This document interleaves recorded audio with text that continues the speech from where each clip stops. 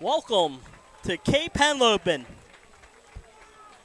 All right, we're ready. Let's kick it off. The 2020-2021 high school football season.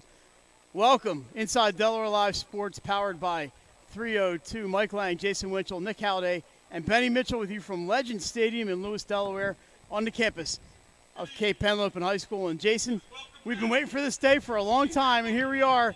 A couple of playoff teams meeting tonight. It's going to be Salesianum and Cape Henlopen, and we're ready to go. Another season of high school sports here on Delaware Live 302 Sports.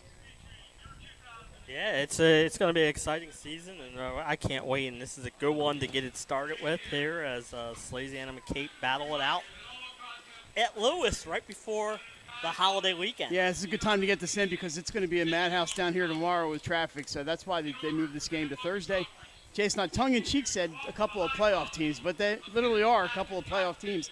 It's a new year, a new format for Delaware High School football, 3 classes, and these teams are in Class 3, and all 11 teams are going to make the tournament, but we still want to play the games and see how everything shakes out.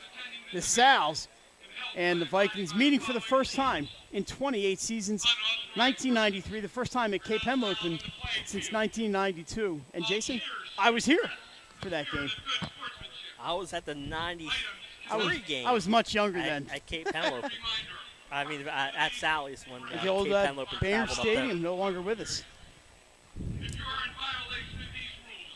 So here we are, mask-free on the outside. So good crowd on hand here. The sun's setting right in our faces, so we're going to struggle a little bit with some sunset here early in the game, but we're ready to go. We got 2 more games for you this weekend.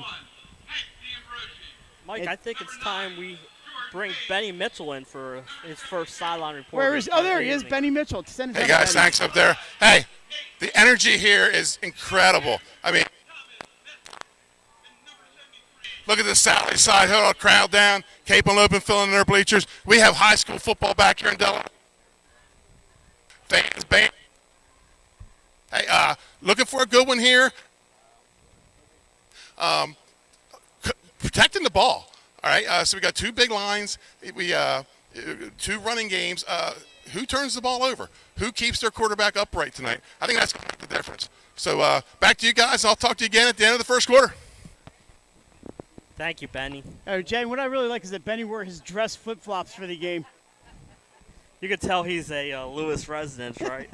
Flip-flops. I think he walked over here in his flip-flops. He's all right, it's good to have Benny with us here tonight. He will be at, where is he tomorrow night? He's going to be at Laurel against Sussex Tech. And then Glenn Frazier will be at Milford against Cambridge South Dorchester with Nick Halliday. So we have 2 more games for you this week 0, as they call it. You start with the 0 here. Cape in the light blue with the gold numbers. Salesianum in the road whites with the blue numbers and the gold helmets. And we are minutes away from kickoff here on the 2021 season. A couple other games tonight here in the state of Delaware. Here comes Cape Henlopen. Caesar Rodney and Hodgson playing tonight, Jay. Tomorrow night, William Penn and Sussex Central. St. Mark's and AI DuPont. So I believe there are 8 games this weekend. Saturday, Smyrna, takes on Bergen Catholic. That's a tough one for the Eagles, but a good measuring stick for them. Yeah, absolutely. A good week 0. A couple great contests this week. Mike, did you see who won the coin toss? I don't know. I was busy trying to get this bug out of my throat, so I think we're good now, ready to go. I mean, a literal bug, I think, flew in there. Jason, the concession stands are open. That's something different. I had to buy a hot dog and support the Cape Junior class. A lot of people down here from Newcastle County for this one. And it's a good thing it was tonight because tomorrow those highways are going to be jam-packed. If you're going to William Penn and Central, you might want to leave a little bit early. Also Tech and Laurel, even though it's on the other side of Sussex County. It took 2 hours to get down here tonight. Yeah, this should not be a 2-hour drive. No. Sal's coached by Bill DiNardo. We're going to have the national anthem.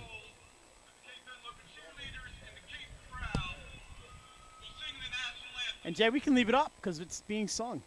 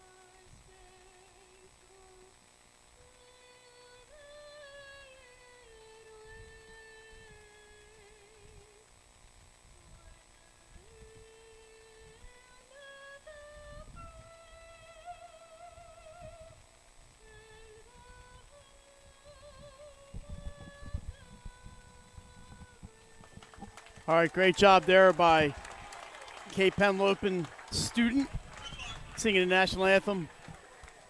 As you mentioned, the sun is setting, shadows covering the field here at Cape. We expect by the end of the first quarter the lights to be taking effect as it's starting to get darker just a little bit earlier. Mike, you're going to have to be my eyes tonight. I know Jay can't see a thing.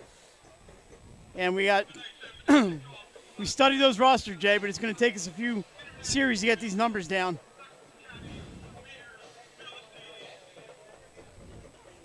It looks like Cape Henlopen will kick off to start the game. Salesianum will receive. Going back for the Sal's, number 40. There's actually 4 guys back, Jay. Number 40, Hunter Ballant.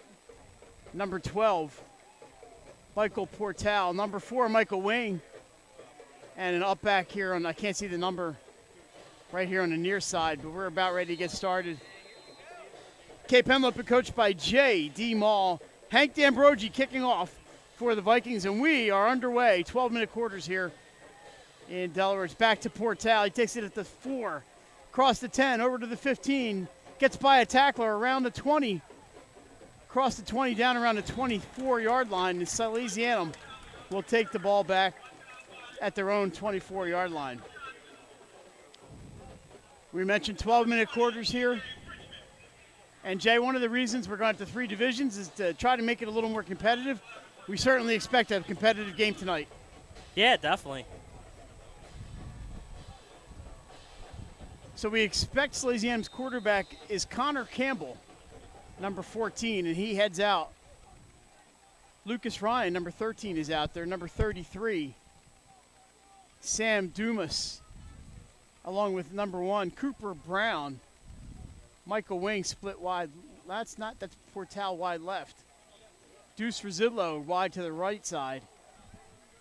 We keep hearing the Sal's are going to throw more, and now is the time to see if it actually happens.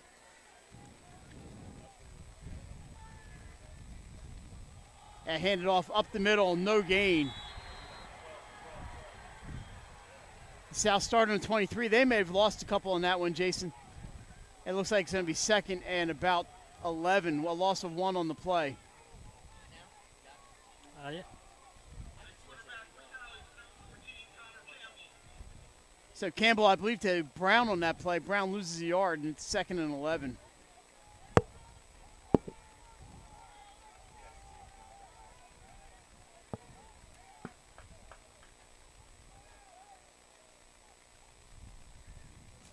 It's a keeper for Campbell. He's up to the 28-yard line.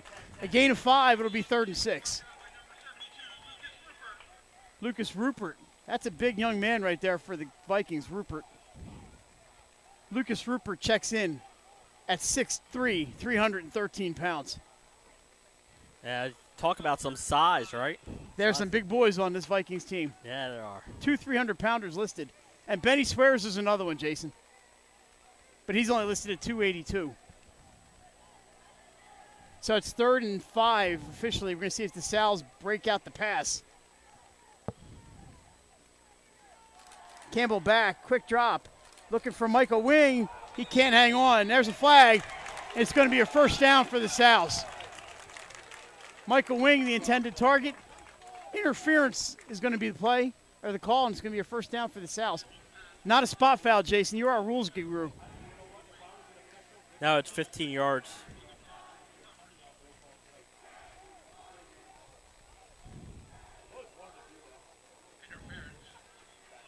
Interference is the call. 1st and 10, 15-yard penalty from the line of scrimmage.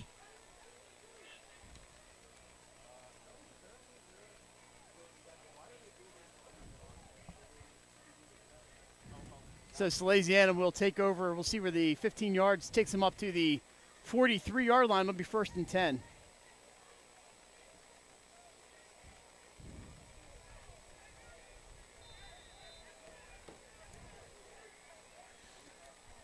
So the Sal's new life, here we go. Man in motion. Snap to Campbell, he hands off to Cooper Brown. Brown gets maybe 2 yards. And it's going to be 2nd and 8. Jack Shell with the tackle. Jason, Cape Henlopen and Salesianum, a nice rivalry in lacrosse, and they're trying to carry it over into football now. You know, also baseball and cross country. And cross country and soccer. Vikings have a great athletic tradition down here. 2nd and 8 from the 45. Campbell in the shotgun. He's looking to pass. Looks to his right. Fires the wing. Nearly intercepted. Off the fingers of Michael Wing. 3rd and 8. If he picks that off, Jason, it's 6-0. I was going to say it would have been a pick 6. No question about it. You're not used to seeing Salesianum come out in shotgun, Mike. No, we're not. And it's 2 passes in the first quarter, which is unusual. 9:39 to go. Clock is stopped after the incompletion. Ball at the 45-yard line, 3rd and 8. Lights are on here, not yet taking effect. No, and the sun's setting right in our eyes. Good crowd on hand here at Cape. Last year, a lot of the attendance was limited, so it's good to see fans back in the bleachers. And like you said, you were able to get concessions. I got a hot dog. Yep, we're good. Campbell under pressure.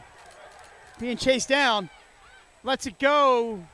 And that ball is short. And Jason, no receiver in the area. Plus, Mike, I don't know if he was past the line of scrimmage.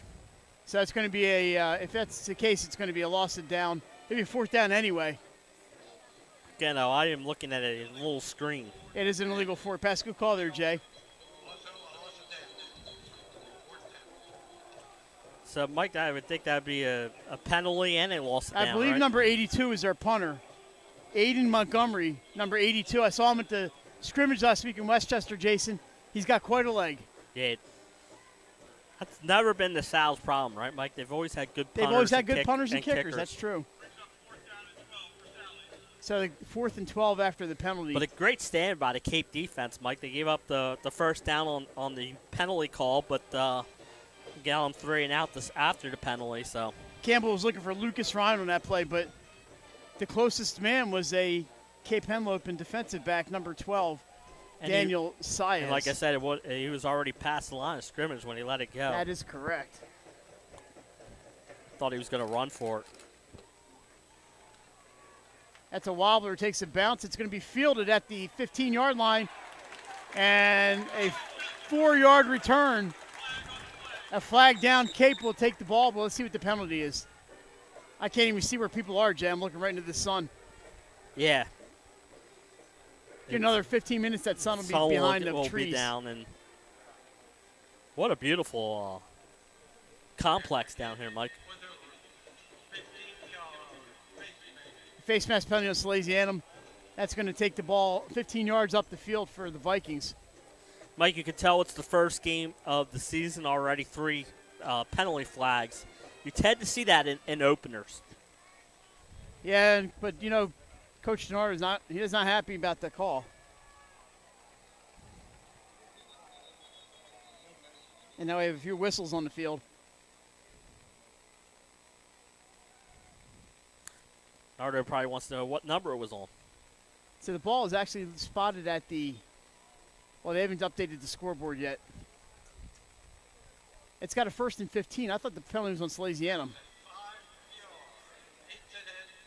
Okay, so it's not a personal foul. So we went from the 19 to the 24 probably, okay, Mike. so it's, it'll be 1st and 10.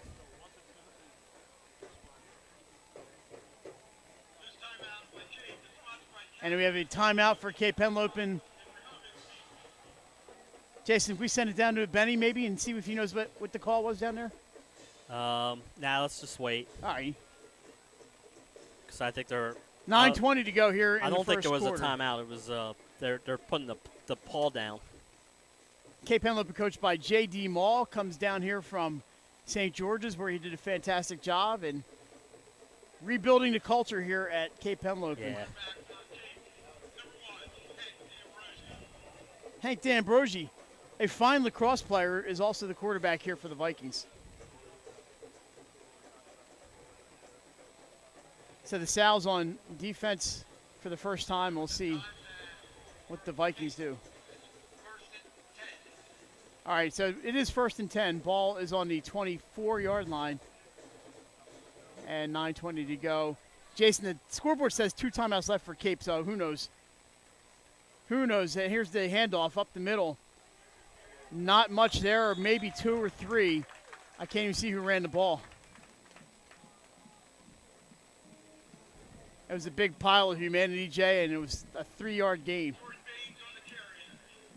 Yeah, that's one thing with Cape Henlopen. Like I'm sure we're going to see a lot of runs behind their big offensive line, but Salesianum has some depth on their defensive line, so this is going to be a good battle all night. Carry was Jordan Baines. That's also Baines, and he's up near first down territory, and he is at the 35, first down on the 8-yard carry.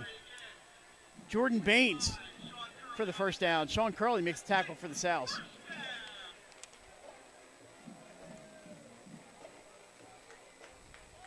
That's one thing Cape is going to look to do, Mike. Pick up these first downs and control the time of possession. And they are not wasting any time getting going here. I'm having a little trouble seeing, Jay. I'm not going to lie. Yeah. Handoff up the middle. I believe it's Baines again. He gets about 5 yards. Baines up to the 39-yard line. He is just chewing up yardage.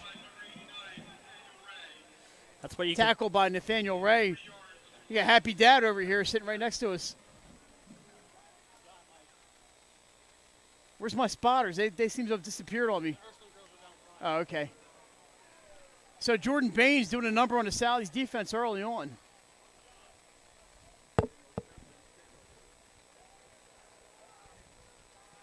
Hand off to Baines. Right into the middle, around the outside. Gets around the defender, and out of bounds he goes at the 41-yard line. So that's about a 4 or 5 yard pickup. Jason Benny mentioned that Baines may carry the ball 35 times today, and he's on that pace. Yeah, Benny never disappoints. He always knows what they're doing, and he's going to be right, I think, on this one. Sal's had him behind the line of scrimmage, and he just got loose around the right side and chewed up some more yards. 3rd down, 4 yards to go. Ball's at the 41. 7:34 to go. He must have gone out of bounds because the clock has stopped.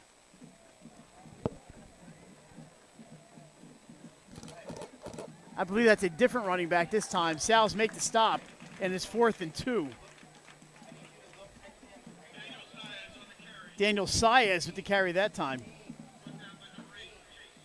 And the tackle made by Chase Jackson. A lot of seniors on this Salesianum team. He's one of them. So the Sows, if you're Cape Henlopen here, are you punting or are you going to try that run again? Or do you throw your first pass? They are going for it, and we have a timeout. Whistle blows. We'll see what the call is here.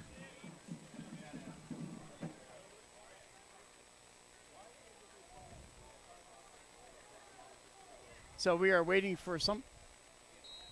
I don't know. They just spotted the ball. I don't know. They're ready to go. Clock's running. 7 minutes to go. Cape 4th and 3 from the 42. They're going for it. D'Ambrosi under center. Fakes the handoff. He rolls to his left. He's got a receiver open, but he overthrows him. Looking for number 6. Bren Scott can't hit him, and Salesianum, great field position. They take over on downs. I like the play call, Mike, and he was open. He just an overthrow pass, but I like the play call there. When you're playing a team like Salesianum at home, why not go for that early in the game and try and pick up a big play on 4th down? So D'Ambrosi just overthrew it. Uh-oh. Jay, that's not your Blazer, is it? I don't have a Blazer. No, not anymore, right? No. Was that a Blazer you used to drive? Yeah. That was years ago, wasn't it?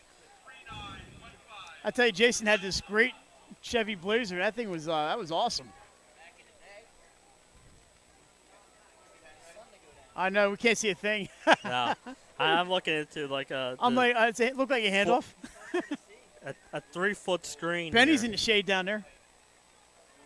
Alrighty, 1st and 10 to Sal's. They're on Cape's 42. Good opportunity for the visitors here. Campbell in the shotgun. That is taking some getting used to if you're a Salesianum follower. He runs behind tackle. Oh, he gets hit, folded in 2. He picks up 2 yards. Connor Campbell, it takes a licking. He keeps on ticking. He stands up. 2nd and 8. Mekhi James with the hard tackle for Cape Henlopen. That's a freshman made that tackle, Jay. Mekhi James. And he did some damage to Connor Campbell on that one. 2nd and 8 for Salesianum. 6:16 to go here in quarter number 1. Jay, a lot of hands up in front of faces over here. Yes. We're just kind of guessing right now. Campbell drops back, rolls to his right. He's looking. Puts it up for Rezidlo. And there's a flag. Rezidlo is pushed. That's going to be another interference call on Cape. Sal's are going to take over. Or they're going to keep possession with a first down inside the 30. We'll see where they go. Jay, that looked pretty clear to me. Yeah, yep. It got him a little early.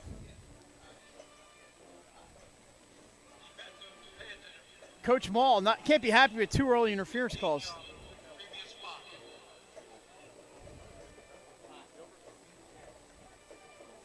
So some early mistakes by Cape on the defense have not cost them yet. That ball is going to be spotted. We'll give it to you as soon as we get it.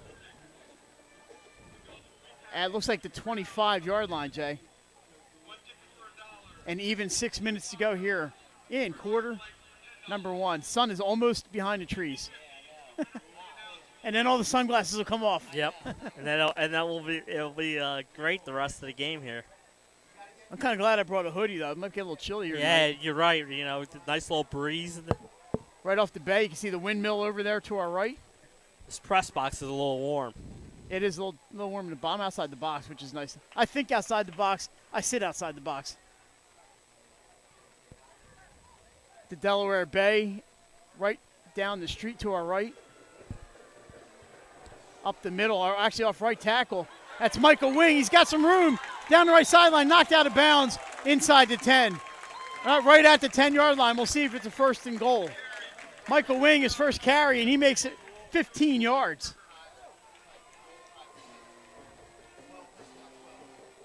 It looks like 1st and goal.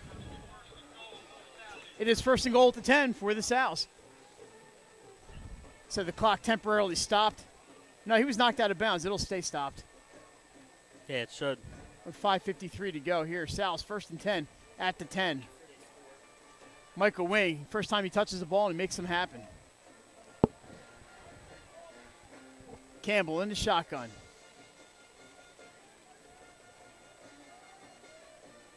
He hands it off to Cooper Brown up the middle. He escapes one tackle. Brought down by the second group of Vikings. Picks up about 4.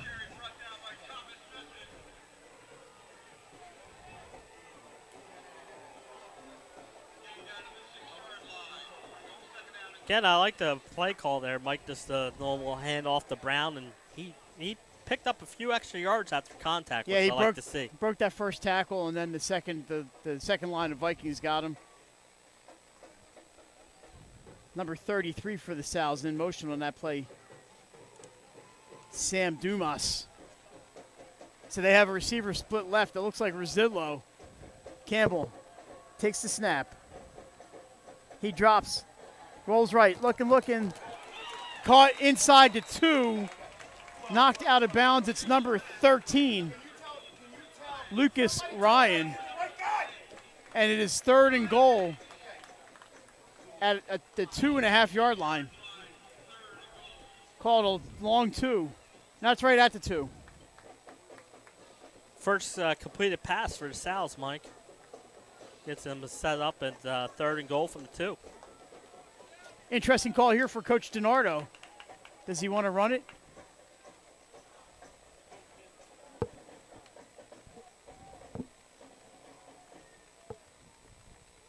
He does. He hands it off.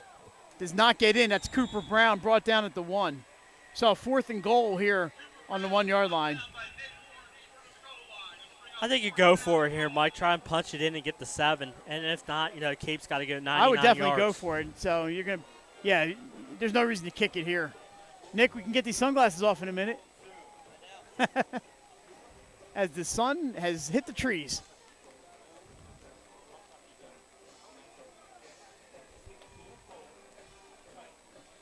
Shades are off. Taking a little time to get the play in here, Mike. Clock is running 4:21 to go from Legend Stadium at Cape Henlopen here in Lewis, Delaware. They might have to get a timeout. Let's see. Campbell They got time. in the shotgun. We have a whistle on the timeout. See Coach Bill Donardo getting a timeout. Yeah, you don't want to mess this up, Jay. You want to make sure you get the right as call. that play clock was running down, Mike, a little different this year. It looked like the play was being called in, and quarterbacks normally used to coming over, and it just looked like they were a little off and decided to get the timeout. Like you said, this is an important play in the game here, 4th and goal from the 1-yard line. So kind of a mix here for the Sows. They are running a little bit more than passing, but more passing than we're used to seeing from the Gold and White. Yeah, absolutely, and that's a good sign to see. A little different offense, a lot of shotgun, Mike. You and I all my years at Sally's, I think I saw maybe the shotgun once under Coach Brazel, and a little different. Definitely. All right, here we go. It's 4th down and goal at the 1. Actually, Jay, it's closer to the 2. Yeah, they got now Brown for at no goal, no gain on that play. So he's got a short 2 here to get in. Campbell in the shotgun, so they're going to be starting around the 7-yard line. He hands off to Brown off left tackle. He's in for the touchdown. Cooper Brown puts the Sows up 6-0 here in the first quarter, 4:05 to go. Yeah, off left tackle, Jay. Yeah, beautiful call, Mike. Like you said, they're out of the shotgun, they run it, and he gets the job done. And great job by the Sows getting in for the touchdown here. Take their early 6-0 lead. Sounds like the Salesianum band's in the house. They are going for 2. The kicker is James Collins. The extra point is up, and it is good. And a flag is down. So hold on there. We'll see if this counts. We'll see what the call is. They have plenty of distance. Referee says procedure on the Sows, so they're going to have to do that again. Yeah, from 5 yards back, Mike, but as you can see, that's how his kicker has a leg. And it always changes the perspective if you go back 5 yards.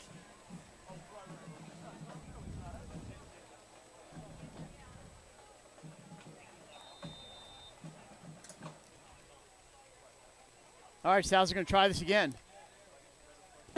Pardon me. So they had the warm-up. Here's Collins. It's up and plenty of distance again, Jay. And this one is good. 7-0 Salesianum.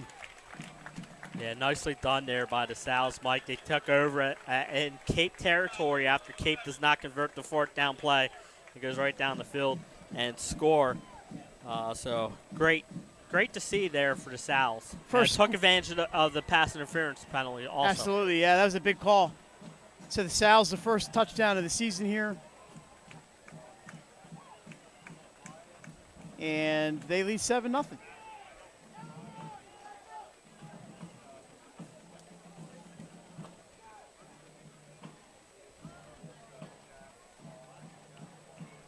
.405 to go here in quarter number 1. Mike, with the boot, it's be nice in high school if you're kicking in the end zone, they're not allowed to return it, so automatically goes to the 20. Let's see if he boots it into the end zone. In years past, Sally's had trouble on the kickoff returns, Mike, stopping.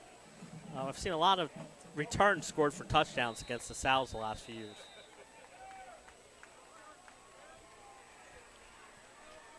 All right, the kick, is up, and this is also Collins on the kickoff, way up in the air. Cape does not touch it into the end zone. It goes. And a little pushing and shoving out in the field. Nothing wrong with that.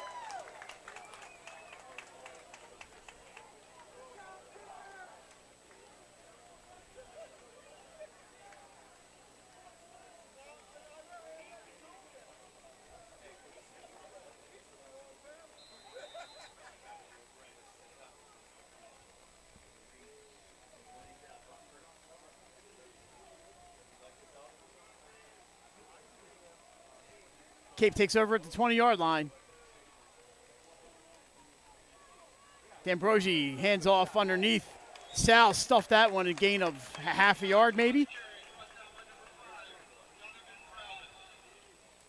Yeah, great job there against the run by Salesianum. Like we said, Cape is going to run the ball a lot here today, so Sally's going to have to limit the damage.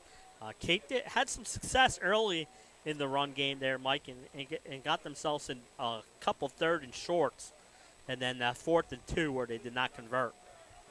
Yeah, that kind of gave the Sal's the field position they needed to set them up for that first touchdown. Here we go, D'Ambrosi in the shotgun this time. Back there, I believe, with Jordan Baines. Looks like Cape may have jumped early, no call. He swing pass out to Baines. Caught behind the line of scrimmage by Michael Wing, and down he goes. A loss of 4 on the play. Great tackle by Michael Wing. Yeah, great defense there by Wing, Mike. Like you said, swing pass, try and get Bain out in space, and great job by Wing on the outside. Cape now in a 3rd and 12 situation. Early in the game, 2:56 to go here, 2:54 and running in the first.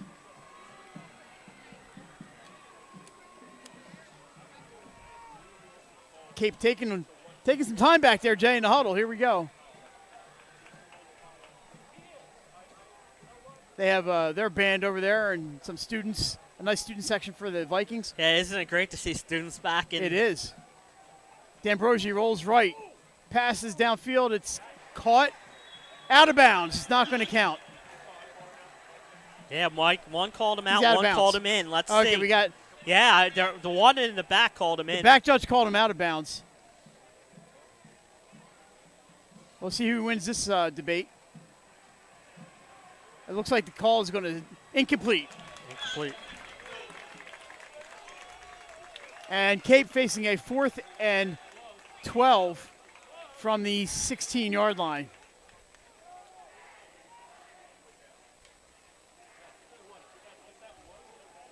About 4th and 13 from the 17-yard line, I guess. So Sal's holding them to a 3 and out, Jay. Good defense there for the gold and white. Yeah, it really was. A great defense there by the Sal's. And they get the ball back here. Might have great field position again, Mike, depending on where this punt ends up. Jay, I almost lost my sunglasses under the bleachers here. That would have not been good. Everywhere I go with you, you tend to lose your sunglasses. That's an occupational hazard. Nick's never lost sunglasses before, ever. Salesianum has used a timeout. I think that's their second timeout they've burned. That is their second timeout, Mike. And we're used to seeing this, right? A couple timeouts used in the first quarter of the opener. We will get some other scores for you as they come in. Exactly right. Early season jitters, and you want 4th and 12, Mike. You want to be ready. Hank D'Ambrosi does a little bit of everything for the Vikings. He's the punter.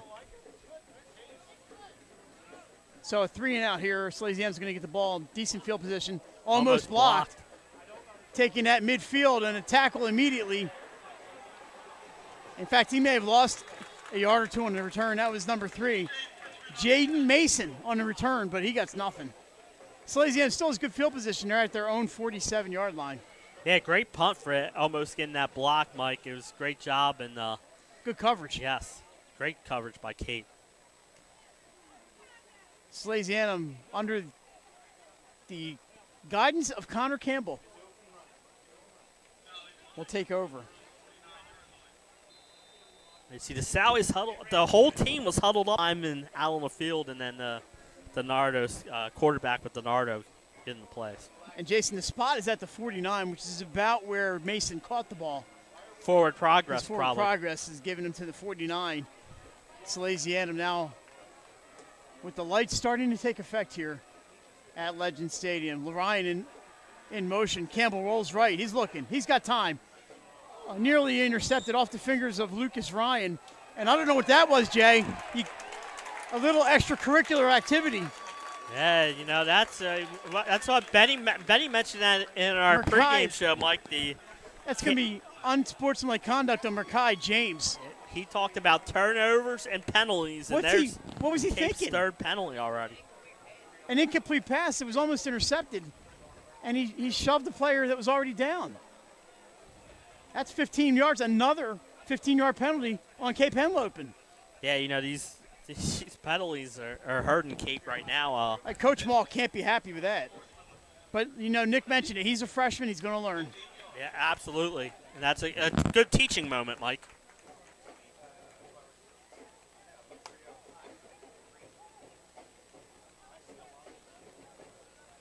So South pick up another first down on a penalty. That's Takes it down to 3. the 41-yard line of Cape Henlopen. 3 first downs by penalty, Mike, already here in the first quarter. That is absolutely correct.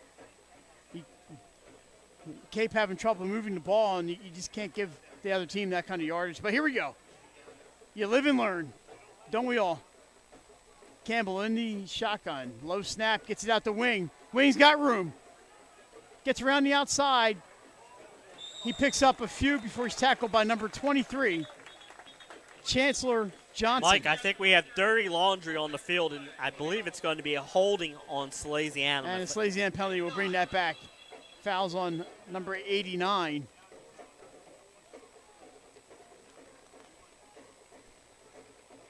Oh, boy. Not on 89. Oh, he's walking home.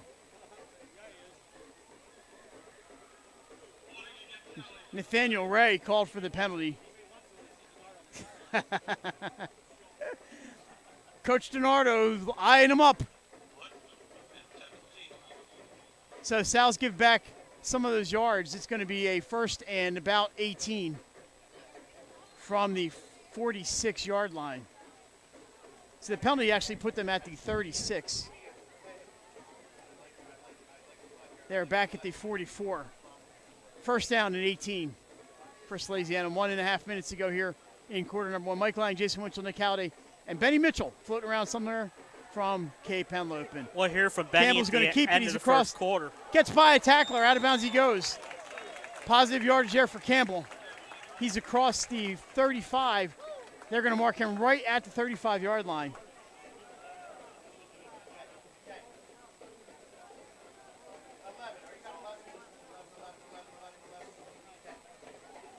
Like we said, we will go down to Benny at the end of the first quarter, Mike, and get his reactions from the first quarter of action and see what else he will provide us. Second down, 9 yards to go. Good pickup there by Connor Campbell on the keeper. It looked like a design play, Jay. As he rolled right, didn't see anything open. It was an RPO, and he kept it. Yeah, and that's what your quarterback has to do on that type of play.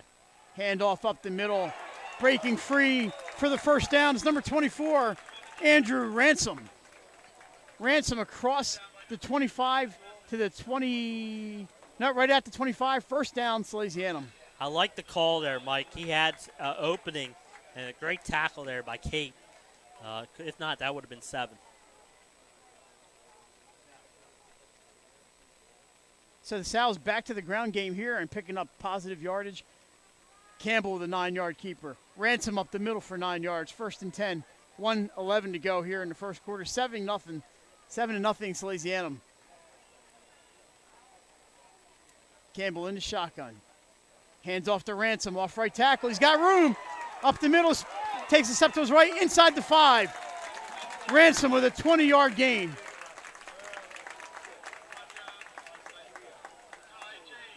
Mackay James with the tackle. What a call there, Michael. What a run by Ransom. He made a couple of guys miss. They're going to spot the ball at the 4. Call it a 21-yard gain for Andrew Ransom. We have another timeout on the field. Injury on the field. An injury timeout this time. It is a Sal's runner on the sideline. It's probably a number. Is that Michael Wing? Or is that Ransom? I believe it was Ransom. That is Andrew Ransom on the sideline. And it might be just we said some of these early season games you'll see a little cramping up, Mike. So it will set up a first and goal here with 55 seconds left here in the first quarter. Ransom walks off under his own power. He looks fine. He's ready to go. Well, he's limping a little bit, but he's ready to go. He'll tape him up, and he'll be good to go. Dr. Joe's got him. We're good.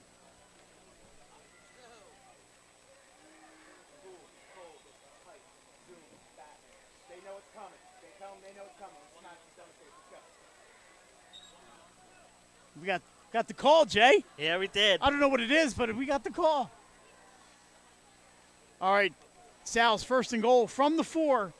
Inside a minute to go here at Legends Stadium. Salesianum looking to add to this 7-0 lead.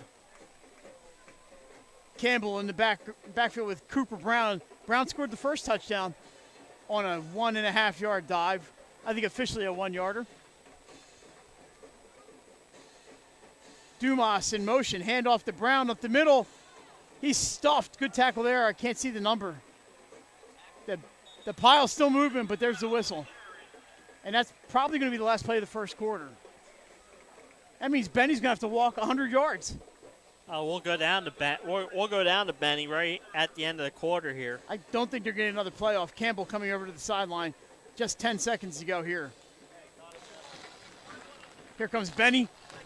Benny's starting his walk already. 3, 2, 1, and at the end of one quarter, Salesianum 7, Cape Henlopen no score. Jason, you can send it to Benny.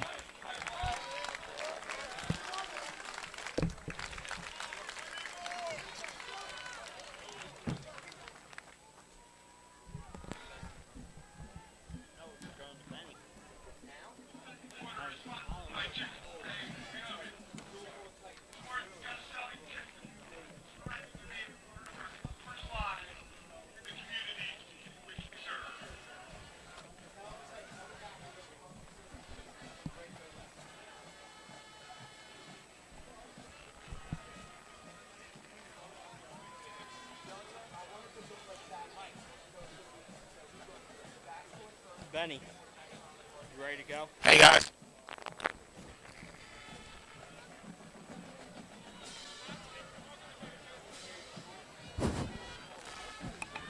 Hey, guys. Can you hear me, Jay? Can you hear me? Take away. But their attempts at the passing game has opened up the run games.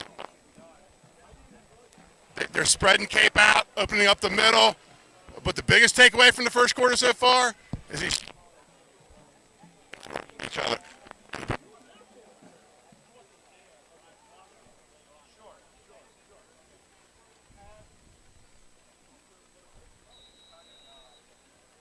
All right, back here at Cape Henlopen, Sal's first and goal as we open quarter number 2. They are officially at the 3-yard line. Connor Campbell doing a good job, Jay, kind of holding things together there for the Sals. Yeah, he did. Campbell in the shotgun. Dumas in motion. Campbell, a keeper up the middle, touchdown!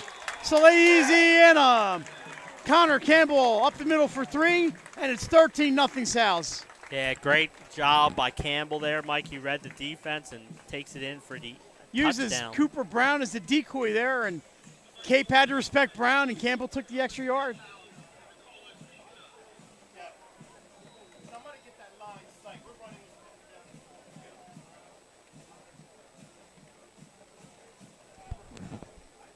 So first play of the second quarter, 4 seconds in. It's 13-0. James Collins in for the extra point. Jay, he's got quite a leg, this young man. Yeah, he does. He might reach the concession stand. If you're here, that's the Cape Junior class trying to raise money for their prom. He might get into the hot dog stand. 14-0 Salesianum after the extra point with 11:56 to go. Good drive there for the South, Jay, aided again by a penalty. Yeah, like you said, a penalty helps, and Salesianum goes down and scores. So Sal's in good position here, up 2 scores. 1 play into the second quarter, it's 14-0.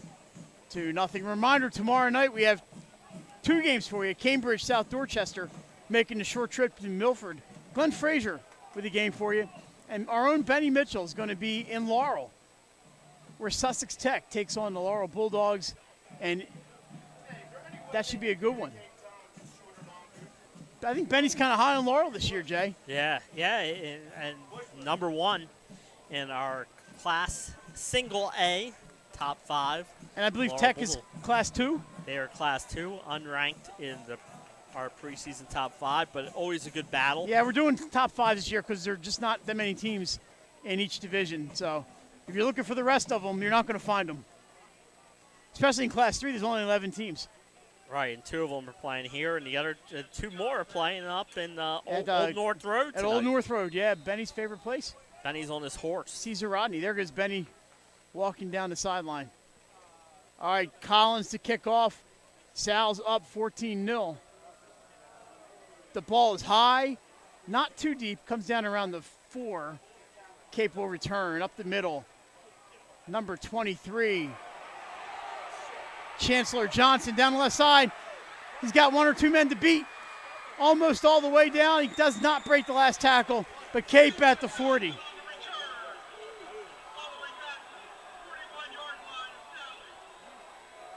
Mike, I always said that that's one place where Sally's has always struggled on the kickoff coverage. And little shaking and baking there by Chancellor Brown, and gets himself down to the 41. We saw on their first kick, Mike, they kicked it into the end zone. Here, did not get it to the end zone, and what a great return there by Cape Henlopen. Yeah, and now Collins, they're in business. Collins might want to keep that ball a little closer to the ground next time and give his team a little chance to get down there. Rolling right is D'Ambrosi. He's under pressure, and down he goes, fumble. The ball's loose, picked up by the set. No, they can't hold on, and we got to find out who gets it. Jay Salesianum tried to pick it up and run, just fall on the ball. It's going to stay with Cape Henlopen.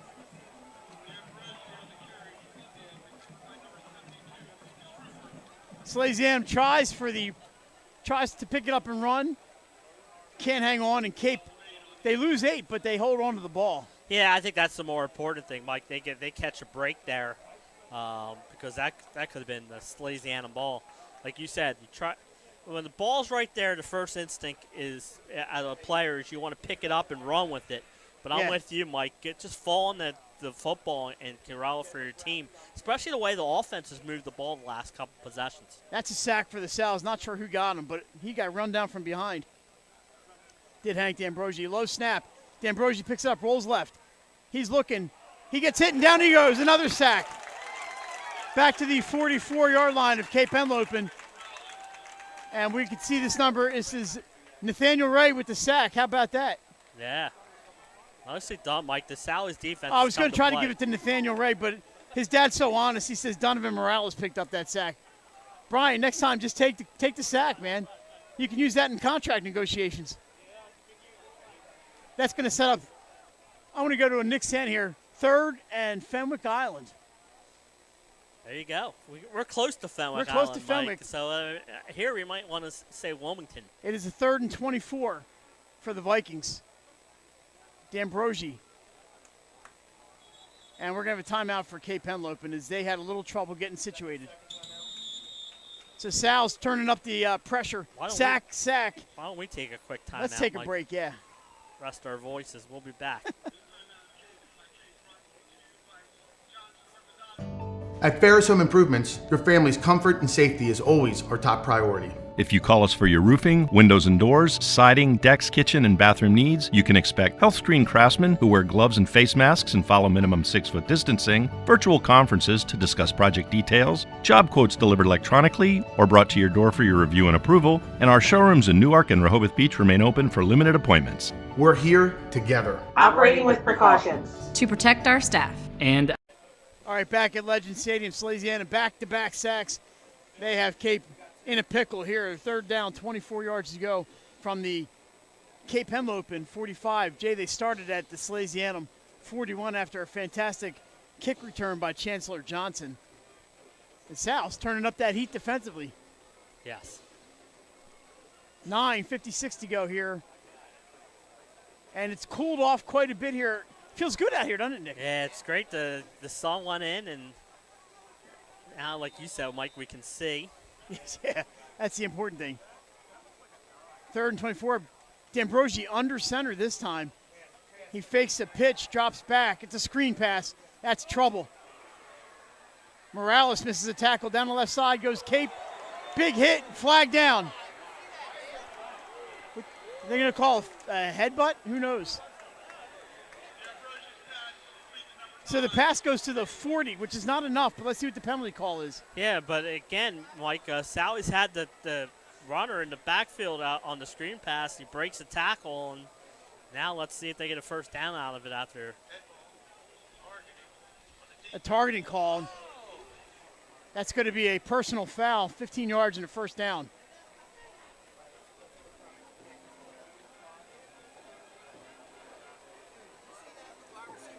Well, to be honest, they're all the way across the field, so it's tough to see.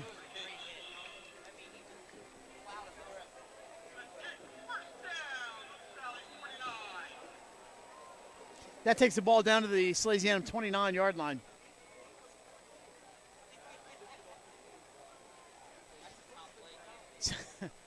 So there's a penalty that goes in Cape's favor. Handoff off the right tackle.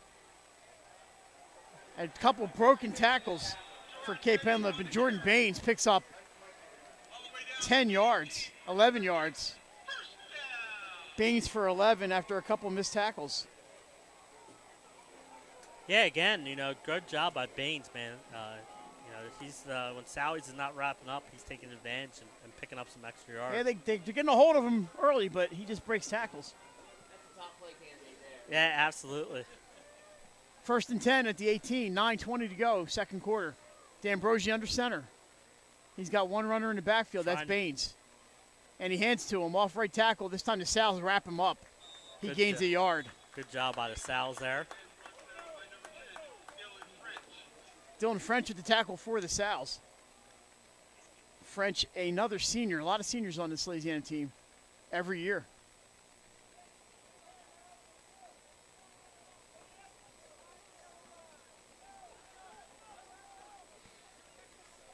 Cape out of timeouts here in the first half. Baines, a single running back in the backfield. D'Ambrosi under center. Man in motion is number 2. He gets it. That's Thomas Messick around the left side. Breaks one tackle, breaks two, and he's in for a touchdown. 17-yard touchdown for Thomas Messick. Mike, we said earlier, Sally's took advantage of the Cape penalties. Here, Cape takes advantage of a Sally's penalty and goes right down for the touchdown. And that's a great answer back drive there, Mike, for Cape Henlopen after going down 14. And Jay, you mentioned started with a great kickoff, Mike. And great kickoff return, and got to wrap up on these tackles. But Messick did a great job getting out of that. So your extra point attempt by Owen Smith, number 10. Up the hold is fumbled, the ball's loose, and that's going to be no good. So Salesianum holds 14-6. Yeah, Mike, like I said, that's a good driver for Cape. They get the home crowd back into this game, take advantage of a great kickoff return to set it up, and then they went from there. Yeah, something to cheer about for the Vikings fans for the first time sustained tonight. So Salesianum, will see how they respond to giving up a touchdown. Salesianum home next week in their opener, the home opener against Sussex Central. Oh yeah, and then defending state champs. Talk about a crowd going to be out at the new stadium there, Mike. For I know they played 2 home games there, but now. Jay, Cape Henlopen next Friday at Woodbridge. Yep. J.D. Mall and Marvin Dooley calling them next week. That is next Friday at 7. The 302 Sports game of the week for Benny Mitchell. Yeah, then after that, Mike, they come back and they host William Penn. So that's a tough 3-game stretch for the Cape Henlopen Vikings here to start the season. So Pertali back for the Sal's. The cheerleaders are going. The energy's up here at Cape. Short kickoff, taking it to 10 by Pertali. We had the cheerleaders. He's across the 20, up to the 25, down at the 27. And the Sal's will take over there. Like we said, great to see these fans. Yeah, it was kind of weird last year. I got to be honest. As you see the Salesianum huddling up here, Mike. A little different, but they're the coaches calling out the plays. Football did have some fans last year, but not like this. This is what we're used to. Yeah. And like I said earlier, Mike, after the touchdown, we were on the student section and cheerleaders over there at Cape, and it was great to see. You know, Salesianum, they had a plan last year. They actually had several hundred people at their games.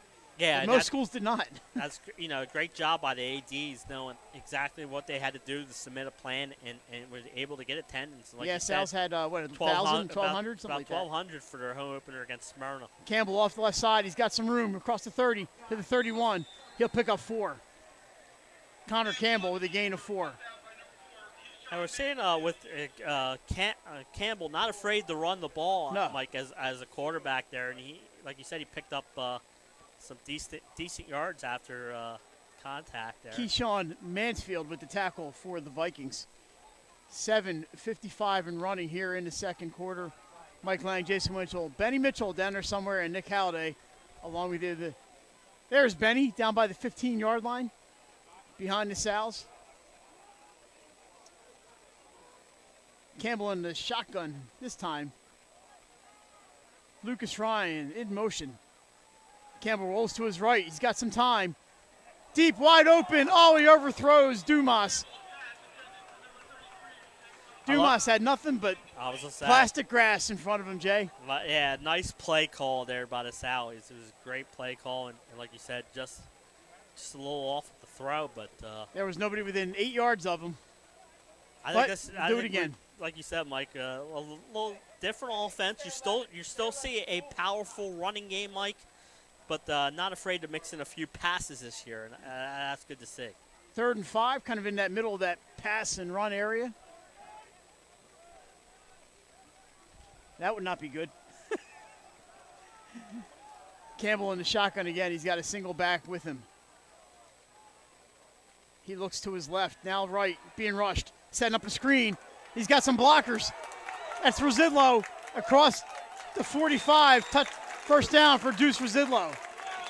Love the play call there, Mike. A designed wide receiver screen executed to perfection, and then he ran across the field and picks up that first down. Mansfield, another tackle. So Deuce Rosidlo, last seen playing third base for the Sal's and pitching. Connor Campbell, an outfielder for Salesianum, and making some contributions here on the gridiron. Ball spotted at the 45. It's a first down.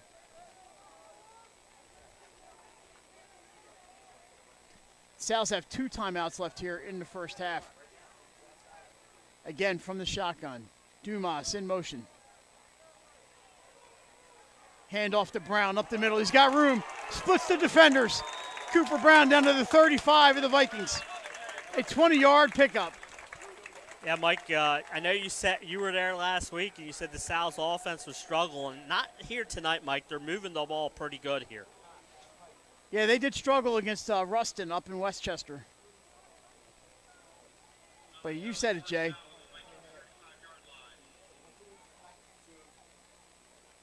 Should mention one of their new offensive coaches, Gene Deladon, a former Salesianum quarterback, who also played Division I college football, and Gene's doing a good job with the offense.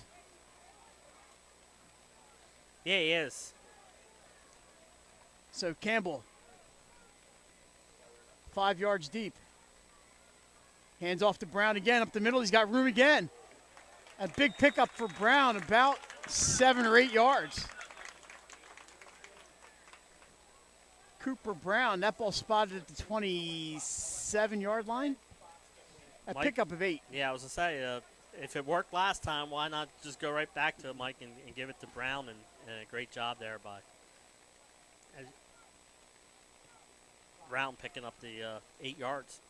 Sal's in no particular hurry here, as we have 5.5 to go till halftime. We'll be checking in with our man, Benny Mitchell, at the half. Benny's going to have to go home and rest up for his big game tomorrow at Laurel. He's got to drive all the way across Sussex County. Campbell throws it outside. He's got Ryan for the pickup, a first down to the 15-yard line. Good pass there by Connor Campbell. It's spotted at the 14-yard line, a pickup of 13 yards. I like this offense, Mike. It's been a good balance, a little bit more run, probably 60, 65, 35, but they're mixing in enough pass plays to keep this Cape Henlopen defense off balance. So Sal's the 1st and 10 at the 14. It's after giving up the touchdown. Salesianum moving it right back down the field. Here's Campbell. He drops back. Over the middle he looks. Pulls it in. Back to the middle. Touchdown, Residlo! Deuce Residlo across the middle. Connor Campbell threads the needle. Touchdown, 20-6 Salesianum. Yeah, like you said, Mike, what a call there, and what a throw by Salesianum there, and they get the touchdown. So he faked one pass over the middle, saw Residlo and caught him, and a touchdown for the Sals. There's Ryan Residlo. Dad Ryan right in front of us. Yes. There's Mom Lynn right there.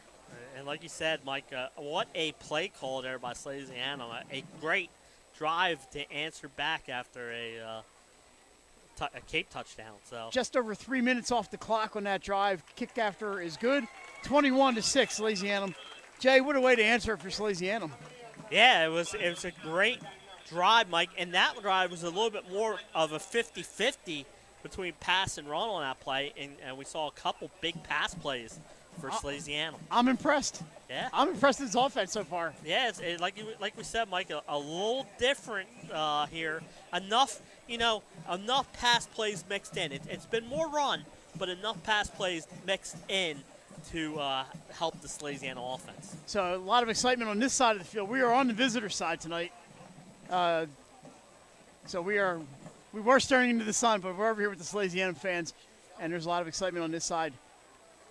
And we got the Salesianum some coaching staff in here. So Sal's missed out on the state tournament last year, but that will not happen this year. no, but like you said, Mike, both these teams are playoff teams. As Two all. playoff teams meeting tonight. But Mike, what I will tell you is the seeding's important because the first five seeds all have a first-round bye. That is correct. See And then you get if you're 6, we'll play 11, 7 will play 10, and 8 and 9.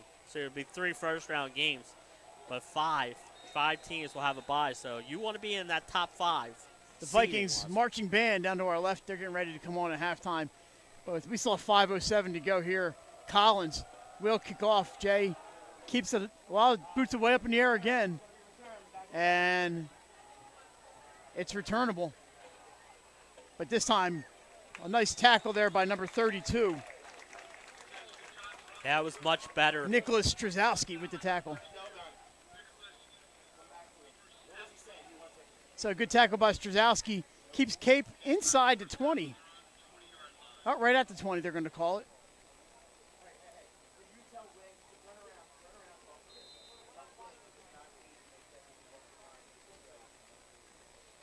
Did we get a little insight here sitting up here with the coaches? It's kind of interesting. Yeah, we do. All right, 1st and 10 from the 20. D'Ambrosi in the shotgun, getting those players where he needs them.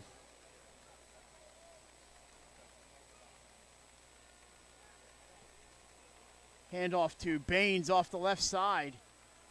Some positive yards. He's still on his feet. Hops around the tackler. He's still on his feet. Down he goes to the sideline. Out of bounds at the 40. And again, Mike, yards after contact. He broke a few tackles there, Mike, and is able to pick up the first down before getting knocked out of bounds. Great. So they're going to call talent. that out at the 38, an 18-yard pickup for Jordan Baines.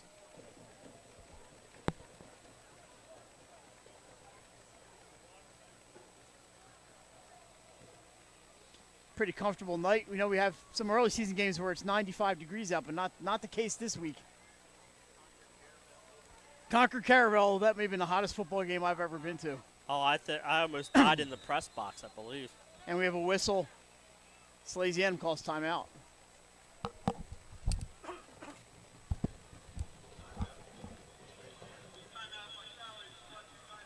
Tomorrow night, Cambridge, South Dorchester at Milford. Glenn Frazier on the call. And then Benny Mitchell will be at Sussex Tech against Laurel over in Laurel. Yeah. Next week, Jay, we will be at Red Lion Christian Academy, St. Mark's, at Red Lion. Benny, I believe, was at Woodbridge for Cape and Woodbridge. And sorry, Glenn, I don't know where you're going to be. Next week? Yeah. I think Glenn's got a doubleheader like we kind of have a doubleheader. Yeah, we have a doubleheader next weekend too, don't we? Yeah, we are at Conrad St. E's on Saturday, Mike. Yeah, it's going to be the state championship team reunion for the 3 Vikings champs teams, including our own Patrick Garriani's. Yeah, like you said, Mike. Glenn is at Dover against Smyrna, Jason. Dover, Smyrna, and also Caesarani at St. George's. And Caesarani and St. George's. Glenn doing double duty, kind of like all of us. We're triple duty. All right, we are ready to go. But you know what? I'm so excited to get back to the grind. I'm so ready, Nick. Here we go. Handoff. A double handoff. And it's going to go for a 13-yard pickup. Yeah, Mike, Cape Henlopen pulling out a little tricks here. Yeah. I'm not sure who ran that ball. Brent Scott, I believe, is who they called 13-yard pickup ball at midfield. So called a 12-yard gain.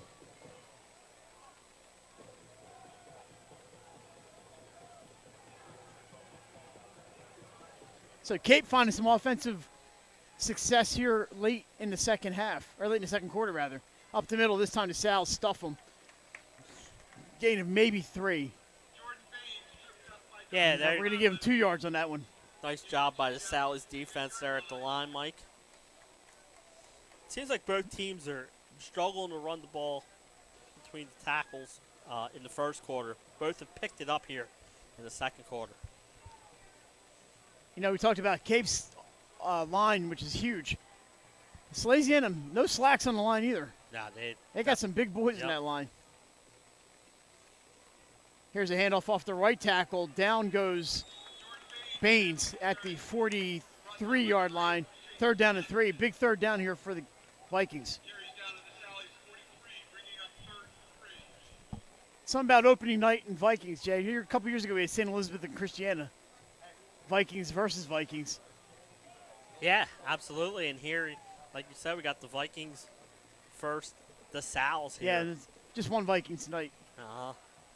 All right, 3rd down, 3 to go, 43-yard line, 3 minutes left here in the second quarter. D'Ambrosio rolls to his left. He throws incomplete. 4th down, Jay. Big call here. Just a little bit wide of Mansfield.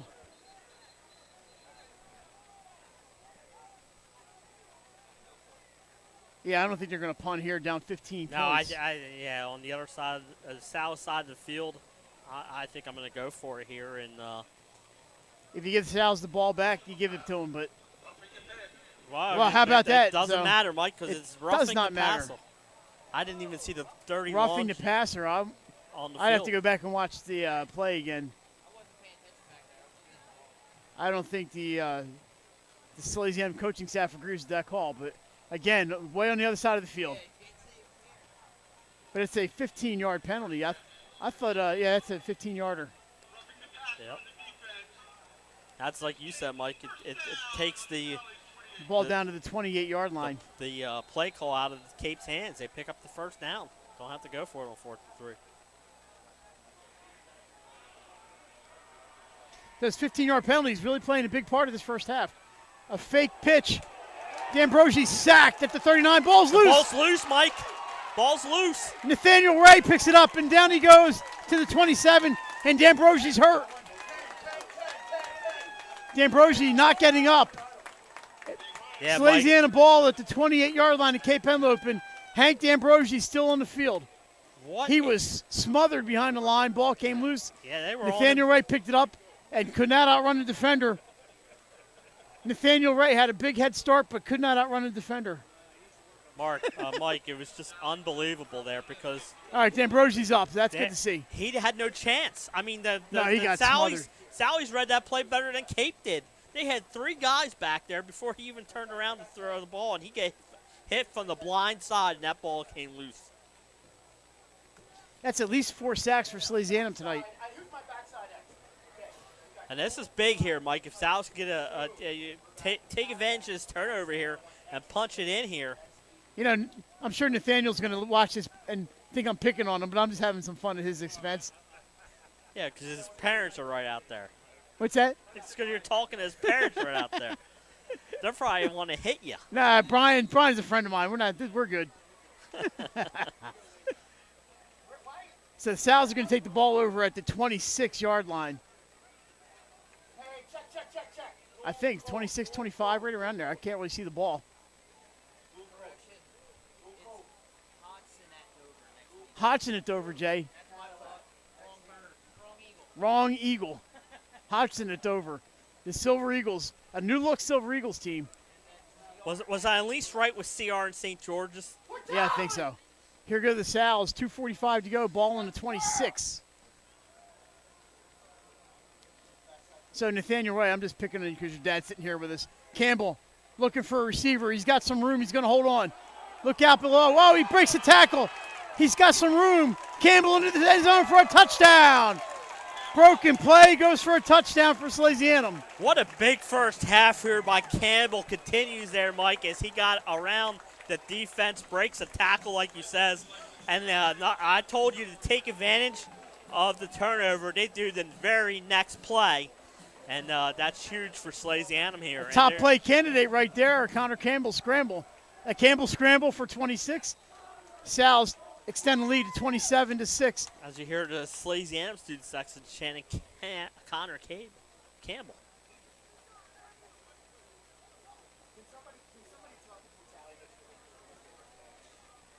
So what a great run there by Campbell.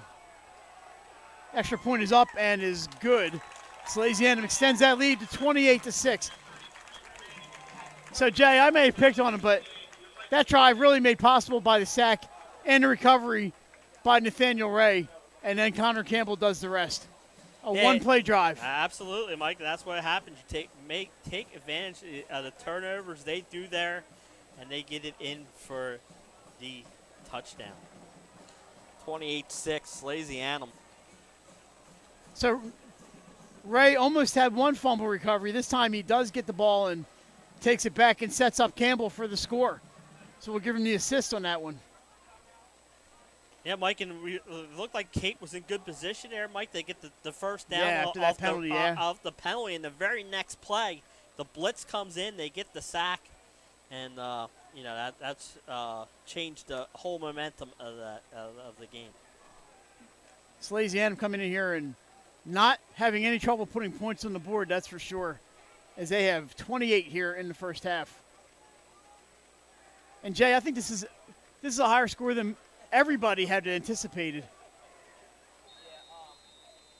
Kickoff coming from Collins. See if he puts it up in the air again and gives Mansfield a chance to run it back. Let's see what happens. It's up high and deep. It's going to go into the end zone for a touchback.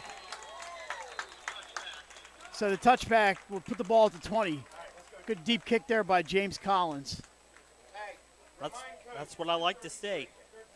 So Salesianum's defensive line causing some havoc. Has about 4 or 5 sacks. Forced a fumble there. And they're back at it on the field. There's the big guys up front. Number 74, Ryan Adams. We weren't sure he was going to play tonight, but he's out there.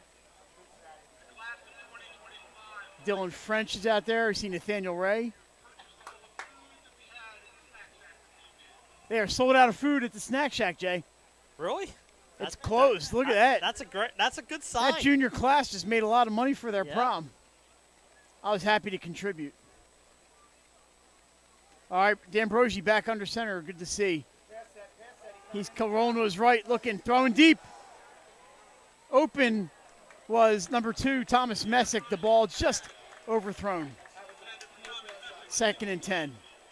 Yeah, I like the play call, Mike. Right out, Cape trying to get back in the game, go for the deep pass, but they can't take advantage of it. Messick had to work around the defensive end there. I believe that was number 34. Jason Truitt. Truitt did a good job just getting in his way without touching him. 2nd and 10. Uh-oh. Salesianum break, small but vocal student section down at the beach. I don't know if they have school tomorrow. They might be staying down here. I would D'Ambrosi rolls to his right I would again. think they'd be off tomorrow. That one overthrown. Messick gets a hand on it, and he had some room to run. Mike, the thing D'Ambrosi under pressure, Jay. Go ahead. The thing here, is Cape throwing 2 incomplete passes with Sally's down to 1 timeout. Yeah, Cape has only run 12 seconds off the Yeah. field here. Off the clock, rather. So I think they run here. You might get a timeout call by Coach DiNardo. Right, he has one left. That's why I would have probably went with a run and play one of those early downs and have him But do use you, that do you third run it timeout. on 3rd and 10? Things that make you go, Of course, next week, the rest of the sports start up.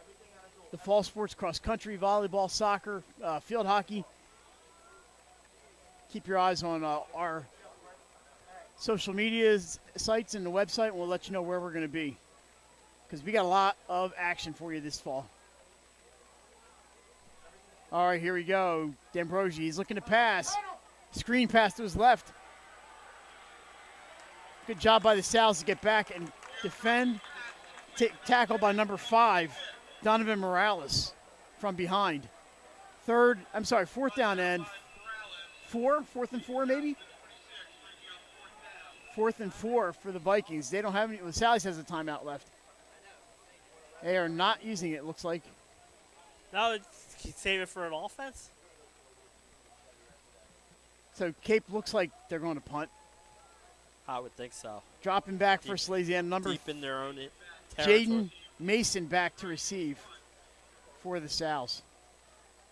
Hank D'Ambrosi back to punt. 1:34 and counting on the clock. They're going to wait for the official to start waving the 5 seconds. Yeah, it's smart.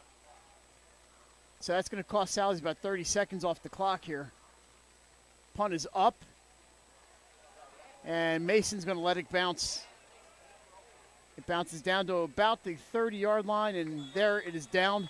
Salesianum has 112 to see if they can add to this lead. And, Jay, they have not really needed much time to move this ball. No, they haven't. Looking at Sally's line, number 75, Joe Simmons, All-Stater. Ryan Adams, All-Stater. Had to make some changes this year. They lost an alignment that was one of their mainstays the last 2 years.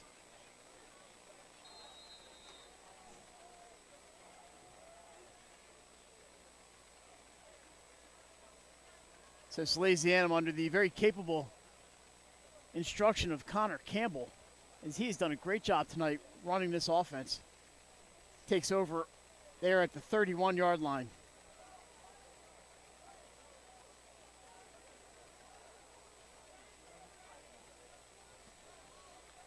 Campbell in the shotgun, single back. I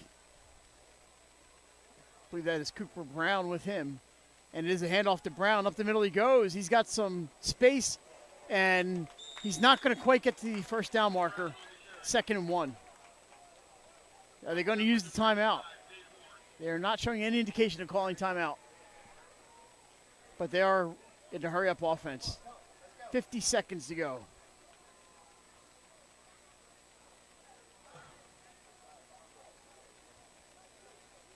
Not exactly a hurry-up. Campbell back. He's got time. Sends it downfield. He has a receiver that's open. Oh, my goodness, almost caught. Lucas Ryan nearly gets that ball as he lays out.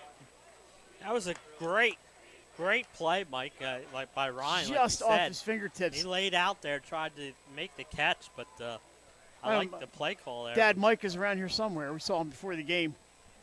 Yeah. Down to our right. That makes it 3rd and 1, 35.9 on the clock.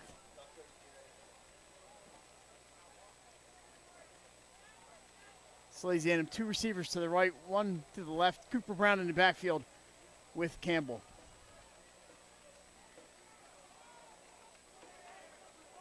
Hand off to Brown. There's a first down and more. He's got room. Up the middle. The clock's going to stop while they move the chains. Down at the 43-yard line, 44-yard line, and they call a timeout.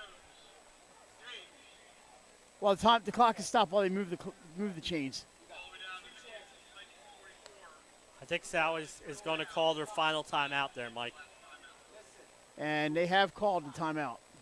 So I believe that's their final timeout because they used 2 earlier. They did this. Both teams have used their timeouts in the half. Yep. It's a chance to get the offensive coaches out there to discuss what they want to call here. Plenty of time, like 27.6 seconds left here in the first half. Just to recap, Cooper Brown, a 1-yard touchdown plunge, 7-0 Salesianum.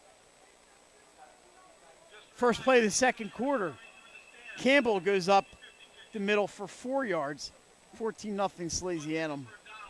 Cape answers back. Thomas Messick goes 17 yards, makes it 14-6 after the missed extra point. Salesianum answers right back. Deuce Rosillo, the touchdown reception, 21-6. And then Campbell again, his second touchdown of the night, a 26-yard run, 28-6. That's where we stand. 27 seconds left. Sal's inside the 50 here at the 44-yard line. First down. He's looking at the sideline. He's had a timeout, Jay, and he's trying to figure out what the call is. Ryan in motion. Campbell rolls to his right. He's looking. He's got some time. Flag down. Passes up, and what a catch. It's not going to count. Another flag goes down.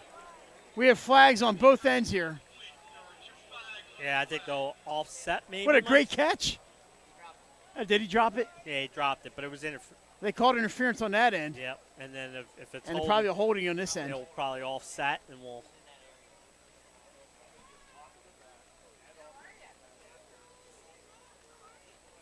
So here's the referee to make the call. Both on Salesianum, Jay. Holding and pass interference, both on Salesianum. So they'll decline one and take the interference, I would imagine. I'll take the holding, Mike, because it's a spot foul. Oh, okay, spot foul. 17 seconds to go. See if Sal's, if they take a shot here, or do they just run out the clock with 17 seconds to go. They've had some success running the ball. You never know. Cooper Brown up the middle.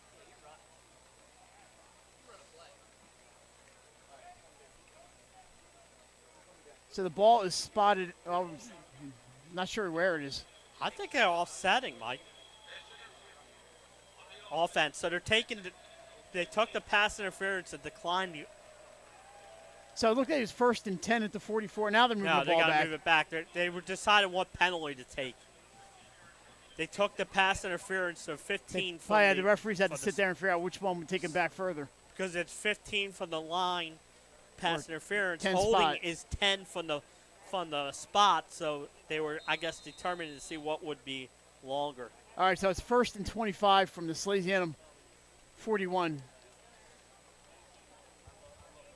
So the South's 59 yards from the end zone with 17 seconds to go. Here's Campbell. See if they take a shot here. He's Mike. got 4 receivers. Nope. And he just kneels take the down, knee. I like and that's that. going to do it for the first half. So Salesianum's explosive offense puts 4 touchdowns on the board, Jay. They lead it at the half, 28-6. As the clock runs out, are we going to go downstairs? We're going to take it down to Benny Mitchell, and I'm going to hand it off to Jay. No? All right, we go down to Benny Mitchell on the field. Yeah, we'll go to Benny. Go to Benny. Let's go to Benny. All right, guys. Not the first half we expected. Sally's put it together. Key things out here, that I told you early on, was going to be turnovers and keeping the quarterback upright. And Sally goes in for a score.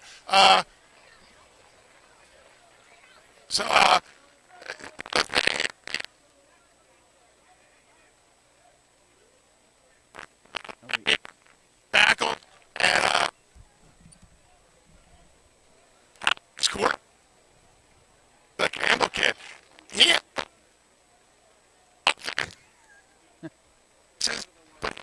not able to spread.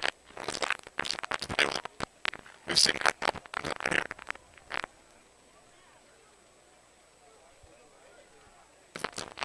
I go.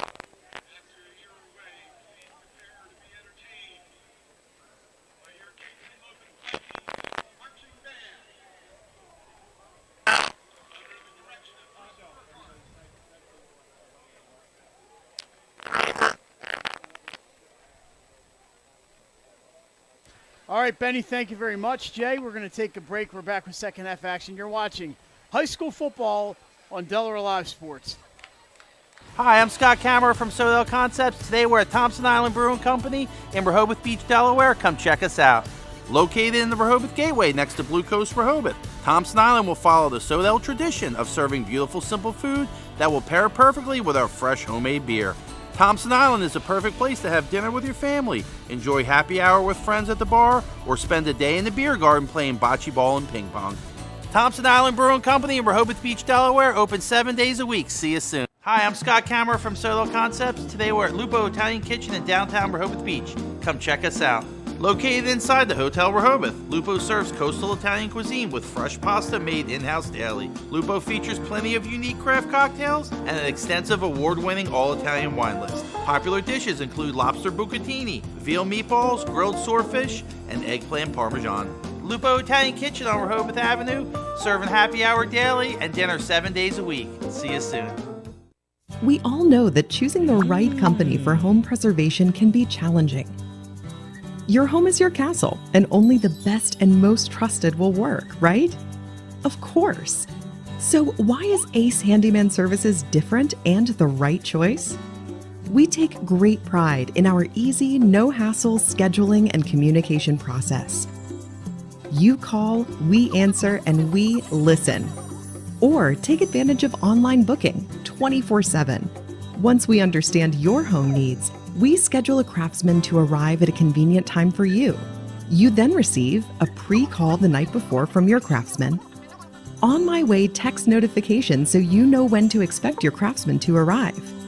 Regular updates on the progress of your job. Even follow-up prior to any warranty expiration dates. Easy, convenient, no surprises, ever. Our commitment is to treat your home, your family, your time, and your privacy. Get the assurance that your HVAC system is what you need with Ambience. Ambience provides you with over 25 years of experience in the heating, cooling, and plumbing industry. The team at Ambience Heating and Air Conditioning provides high-quality residential HVAC installations, maintenance, and repairs in new and older homes in the Delaware, Maryland, Pennsylvania tri-state area. You may not realize it, but half of your energy costs go to heating and cooling. Make sure your energy dollars count and call us today for a free estimate. 302-239-HVAC. 302-239-4822. Hi, I'm Scott Kammerer from Sodell Concepts. Today we're at Blue Coast Seafood Grill and Raw Bar in Rehoboth Beach, Delaware. Come check us out. Located in the Rehoboth Gateway, Blue Coast features indoor and outdoor dining and serves beautiful, simple food that highlights the flavors of Southern Delaware. With chef-inspired daily specials, an award-winning wine list, and an extensive list of craft cocktails and local beer, Blue Coast is the perfect spot for a night out. Blue Coast Seafood Grill in Rehoboth Beach, Delaware, open 7 days a week year-round for lunch and dinner. See you soon. High school athletics is not what it used to be. The sporting goods industry has been disrupted, adding to coach and athletic director daily challenges. BSN Sports stands ready to change the fundamentals of our industry, giving our customers the advantages they need right now.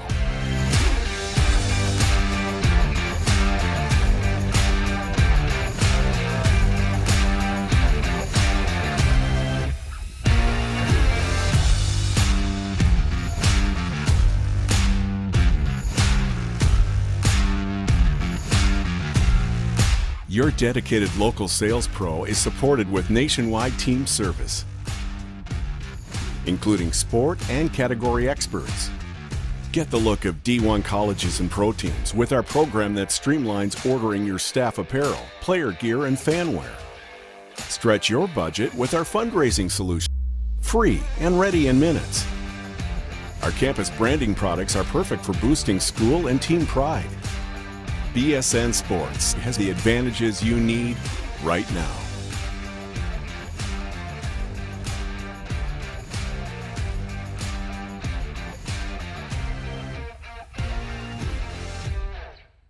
Whether you're planning to buy a home in 3 months, 6 months, or even a year, let me walk you through the process from start to finish and get your questions answered. I am a DHSA lender with down payment assistance programs or grant money. I can help those with less than perfect credit or those working on their credit. I'm also local and always have been. So call 302-563-5599 or visit bryans.loans.com when you are ready to get started on your road to homeownership. Hi, it's Scott and Lauren from Soto Concepts. And today we're at Catch 54 in Fenwick Island, Delaware. Catch 54 is committed to serving beautiful, simple coastal cuisine overlooking the bay. House favorites include signature crab cakes, shrimp and grits, our famous 54 burger, all accompanied by a Wine Spectator wine list and a great selection of craft ales and cocktails. Catch 54 offers delicious nightly specials, award-winning waterfront dining views, and the best happy hour in town. Catch 54 in Fenwick Island, Delaware, open 7 days a week. See you soon. Your home, your community. It's not just where you live, it's where you belong. At Dover Federal Credit Union, we understand what it means to be local. We started here, and we're not going anywhere. We're as local as it gets, and we like it that way. We're not just a financial institution, we are the local credit union that you can trust. Local people, local decisions. Dover Federal Credit Union. At Ferris Home Improvements, your family's comfort and safety is always our top priority. If you call us for your roofing, windows and doors, siding, decks, kitchen, and bathroom needs, you can expect health screen craftsmen who wear gloves and face masks and follow minimum 6-foot distancing, virtual conferences to discuss project details, job quotes delivered electronically or brought to your door for your review and approval, and our showrooms in Newark and Rehoboth Beach remain open for limited appointments. We're here together. Operating with precautions. To protect our staff. And our customers. High Five Hospitality was founded in 2004 when 3 guys teamed up to introduce the Buffalo Wild Wings franchise concept to Delaware. They now operate 8 Buffalo Wild Wings, 6 locations throughout Delaware, and 2 locations in Maryland. B-Dubs has weekly and game day specials on their delicious food and beverages. Stop in one of their convenient locations today. The Stone Balloon Ale House features a unique blend of crafted food and an array of spirits, all flavored with a dash of nostalgia. Our culinary mantra is comfort food playfully reimagined, and we prepare seasonal favorites that strive to please the palate and resurface a memory. Limestone Barbecue, from our mouth-watering Texas-style brisket, fall-off-the-bone chicken, and St. Louis ribs. Southern-style sides, mac and cheese, baked beans, cornbread, sweet tea, and our homemade pickles. Be prepared as your bread will be your napkin. Yup, we are that kind of barbecue. Expectation. You'll have a tough time choosing between our exclusive dishes to help get you through the day. French toast, French crepes, Belgian waffles, and of course, our famous Eggs Benedict. High Five Hospitality's mission is to operate 5 brands that serve high-quality products with exceptional hospitality.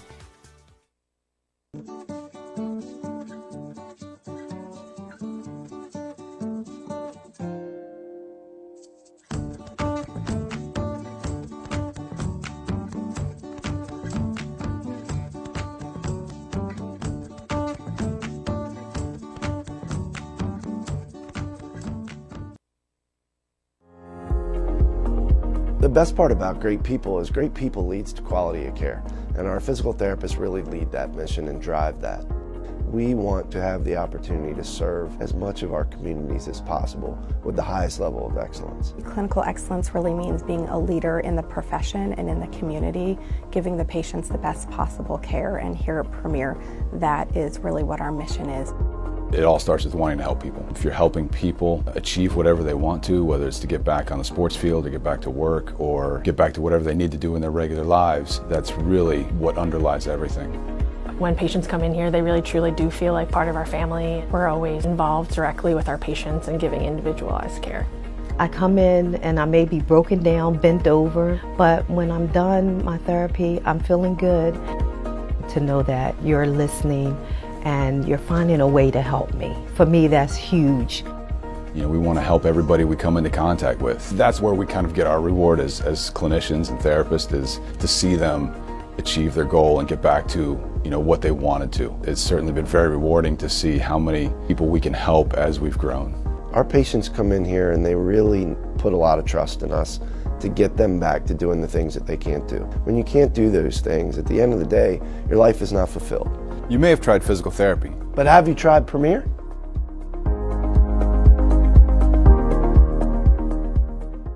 Hi, I'm Scott Kammerer from Sodell Concepts. Today we're at Thompson Island Brewing Company in Rehoboth Beach, Delaware. Come check us out. Located in the Rehoboth Gateway next to Blue Coast Rehoboth, Thompson Island will follow the Sodell tradition of serving beautiful, simple food that will pair perfectly with our fresh homemade beer. Thompson Island is a perfect place to have dinner with your family, enjoy happy hour with friends at the bar, or spend a day in the beer garden playing bocce ball and ping pong. Thompson Island Brewing Company in Rehoboth Beach, Delaware, open 7 days a week. See you soon. Hi, I'm Scott Kammerer from Sodell Concepts. Today we're at Lupo Italian Kitchen in downtown Rehoboth Beach. Come check us out.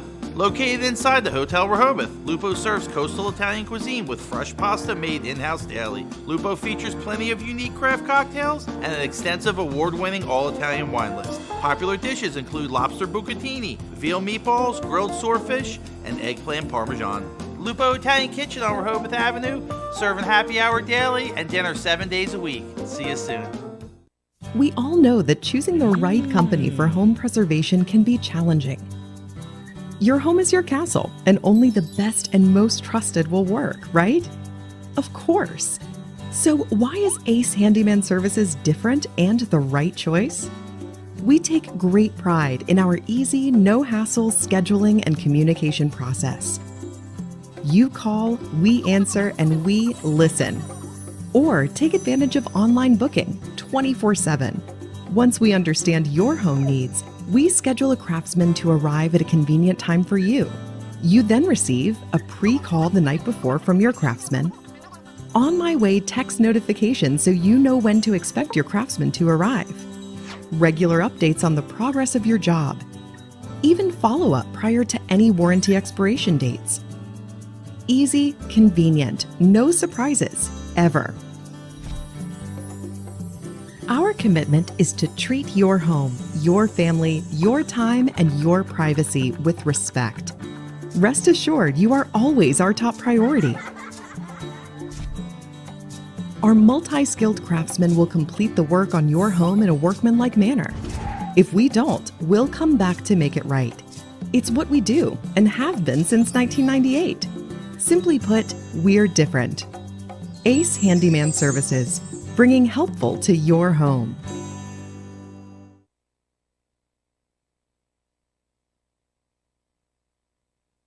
Get the assurance that your HVAC system is what you need with Ambience. Ambience provides you with over 25 years of experience in the heating, cooling, and plumbing industry. The team at Ambience Heating and Air Conditioning provides high-quality residential HVAC installations, maintenance, and repairs in new and older homes in the Delaware, Maryland, Pennsylvania tri-state area. You may not realize it, but half of your energy costs go to heating and cooling. Make sure your energy dollars count and call us today for a free estimate. 302-239-HVAC. 302-239-4822. Hi, I'm Scott Kammerer from Sodell Concepts. Today we're at Blue Coast Seafood Grill and Raw Bar in Rehoboth Beach, Delaware. Come check us out. Located in the Rehoboth Gateway, Blue Coast features indoor and outdoor dining and serves beautiful, simple food that highlights the flavors of Southern Delaware. With chef-inspired daily specials, an award-winning wine list, and an extensive list of craft cocktails and local beer, Blue Coast is the perfect spot for a night out. Blue Coast Seafood Grill in Rehoboth Beach, Delaware, open 7 days a week year-round for lunch and dinner. See you soon. High school athletics is not what it used to be. The sporting goods industry has been disrupted, adding to coach and athletic director daily challenges. BSN Sports stands ready to change the fundamentals of our industry, giving our customers the advantages they need right now.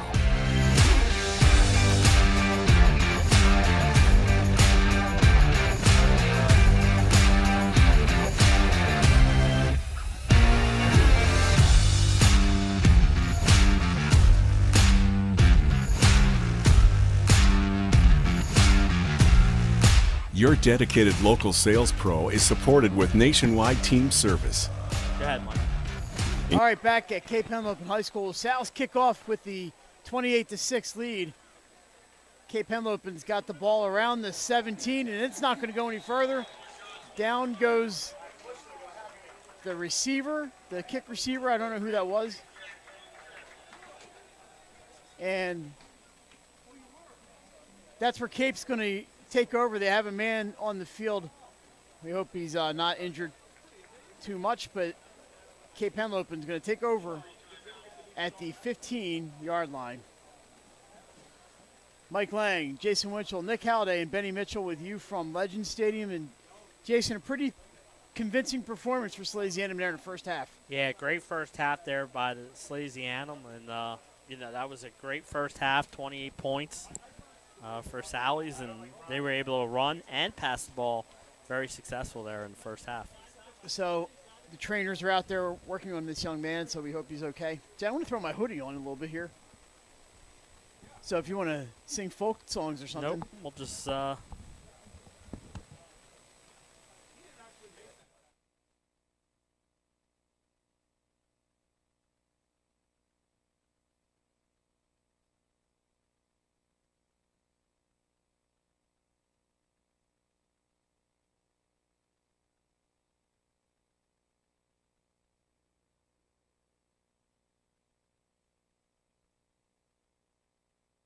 Power working his way off the field, so that's good to see.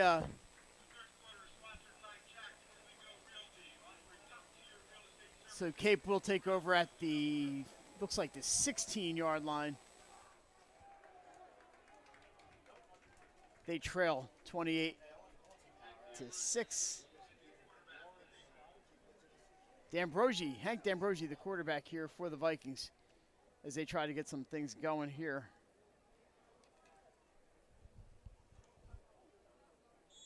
Up the middle, not much there, about a yard, if that. Yeah, Mike, Sally's now, you just have to play some great defense and ball control on the offense, and, Yeah, they don't really need to score too much. Nope. You don't want to give any points protect up. that lead. They've done a good job of not turning the ball over so far, so. That is correct. Second down and 9 to go from the 17. D'Ambrosi with one man in the backfield. I believe that's Jordan Baines. Pitch goes to the left side. Wing pushes him back. And down goes the runner. I'm not sure. That is Saez. Daniel Saez, number 12. And he lost yards on that. And the Salesianum player holding his right leg. And another timeout for an injury. So good job for the Sals as we start half number 2. It's going to be third down and 14, Jay, from the 12 for the Vikings. Yeah, great job there by the Salesianum defense. So we have some numbers here. I'm sorry, go ahead. It was all set up by Wing. Some first half stats. Cooper Brown, 13 carries for 98 yards. Sal's number 14. Who's that? Connor Campbell. Oh, Connor Campbell. I'm like, he's not a running back. Campbell, the quarterback, of course. 6 carries for 52 yards. One of those 26 yards for a touchdown. He's passing 4 for 9 for 44 yards. And for Cape, Jordan Baines, 7 carries for 30 yards. Thanks to Nick Halliday for the stats, our stat man. And Nathaniel Ray is walking gingerly off the field. And we'll see, hope Nathaniel is okay. He looks like he's just shaking off some discomfort there. So Ray is on the sideline. Sal's have a 3rd and 14. Big spot here for Cape as we open the second half. D'Ambrosi rolls right. Being chased out there. Pass downfield. He's got a man wide open. First down. Caught at the 35-yard line. Thomas Messick, who scored the touchdown earlier, catches that pass for 23 yards and a first down. Great play call there and a great execution there by Cape and gets that big first down.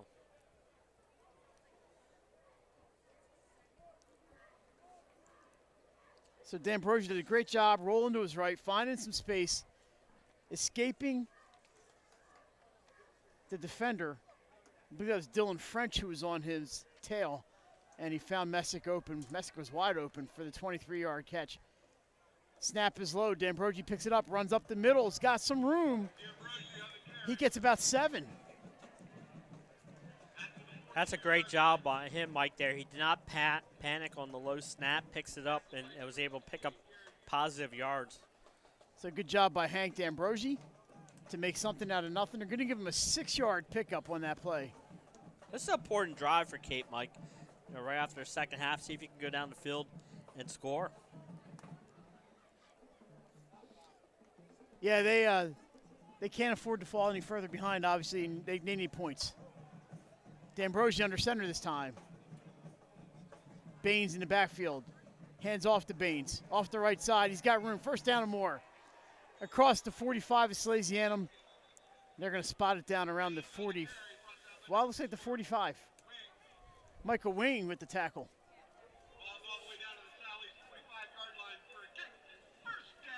19-yard pickup there for Baines.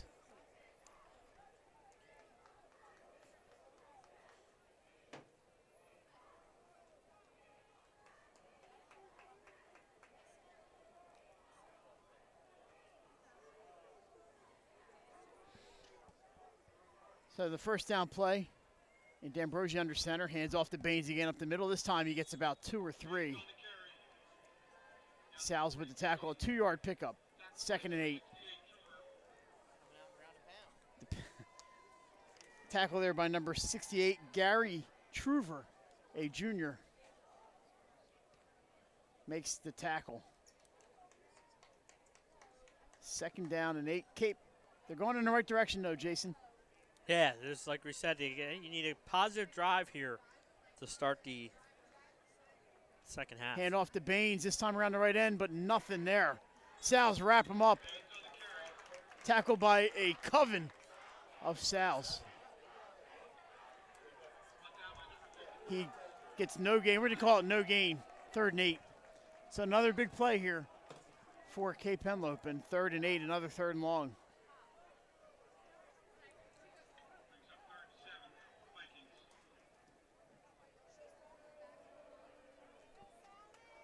This time they split 3 receivers, trips left, 1 man to the right, and 1 man in the backfield with D'Ambrosio who's in the shotgun. Looking over to the sideline, maybe some last-minute instructions. Coaches see something missed. He's going down the right side, man open, caught for a 1st down. And the Vikings have the ball. Keyshawn Mansfield with the catch. It's another 1st down. Yeah, what a great throw there, Mike. A good pitch and catch, and to pick up another big 1st down. 13-yard pickup. They needed 8. Ball at the 25.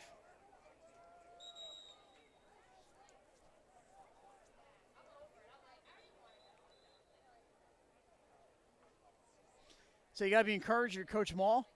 Couple big 3rd down plays, and they convert both of them, Jay. 1st down and 10 on the 25. A timeout is taken by Salesianum. They burn their first timeout with 7:43 to go here in the 3rd. Yeah, again, a great play there by Cape. It's, they get down there and executing on 3rd downs here. Well, Coach DiNardo can't be happy seeing the 2 long 3rd down conversions, and he wants to get out there and make sure the defense is all on the same page. Sal's have played a pretty good defensive game tonight. Yeah, they have. They've managed to put a lot of pressure on Hank D'Ambrosio.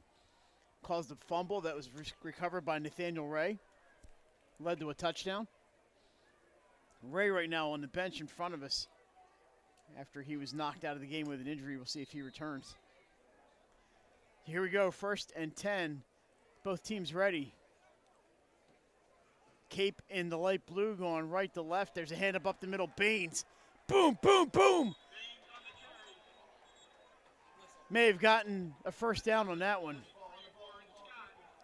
Now it's a 2nd down and short. Yeah, I think there's a whistle. It might be a 1st down. He's hard to get down. Mike, are we 1st down, Jay. No, you're not getting your measurement. You are not getting your measurement, Jay. Well, then they should have stopped that clock about Jason 5 minutes ago. Jason thought he had his first measurement of the season, Nick, but he did not. 1st and 10 from the 15. 10-yard pickup for Baines. Back again to Baines off the right side. This time the Sal's wrap him up after a gain of a couple. Yeah, Well, Benny they told got me 5 on that. Benny told me they don't measure down here. Did I hear a timeout again? Oh, an injury timeout. Okay. Another Salesianum player is down. Hey, you're going to see some probably some cramping early in the season, Mike. I know it's not very hot out here today, but still see some early season cramp. He picked up 5 on that play, Jason's 2nd and 5 from the 10-yard line. Yep. They're running the ball pretty effective here in the second half.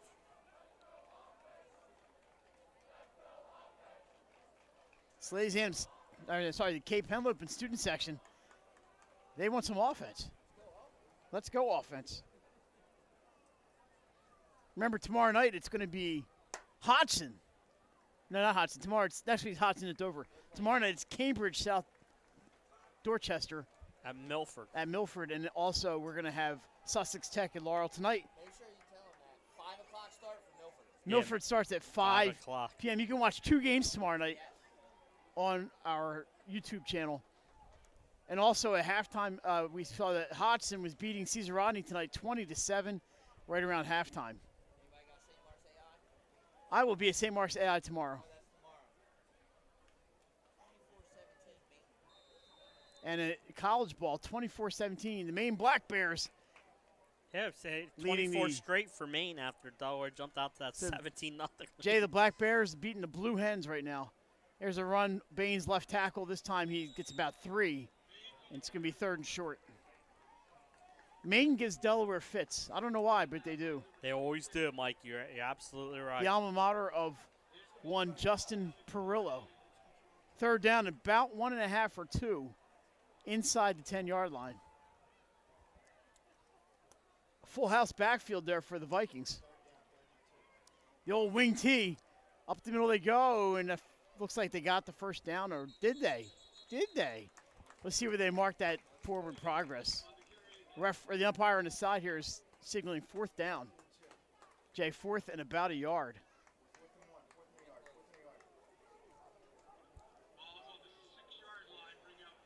Big 4th down play here, Mike, is Cape Henlopen's taking half the quarter to get down here in this big 4th and 1 play. Jay, big game tomorrow. William Penn at Sussex Central. That should be a good one. Yeah, number 3 versus number 4. And, hey, remember, top plays next week on our show, so send them in if you have them. It's going to be all football this week, folks, but next week we're going to expand it. No problem going all football, but that's all we have this week. All right, 4th and 1. Here we go. Oh, fumble. And Salesianum's going to take over either on a recovery or downs. I believe it was offsides on Sally's, Mike. Or it's going to be a 1st down for Cape Henlopen on a half the distance. No flag, Mike. Nope. So it's either a fumble or downs. Either Sally's way, has it. Salesianum holds. Yep. They're going to take the ball over at about the 7-yard line.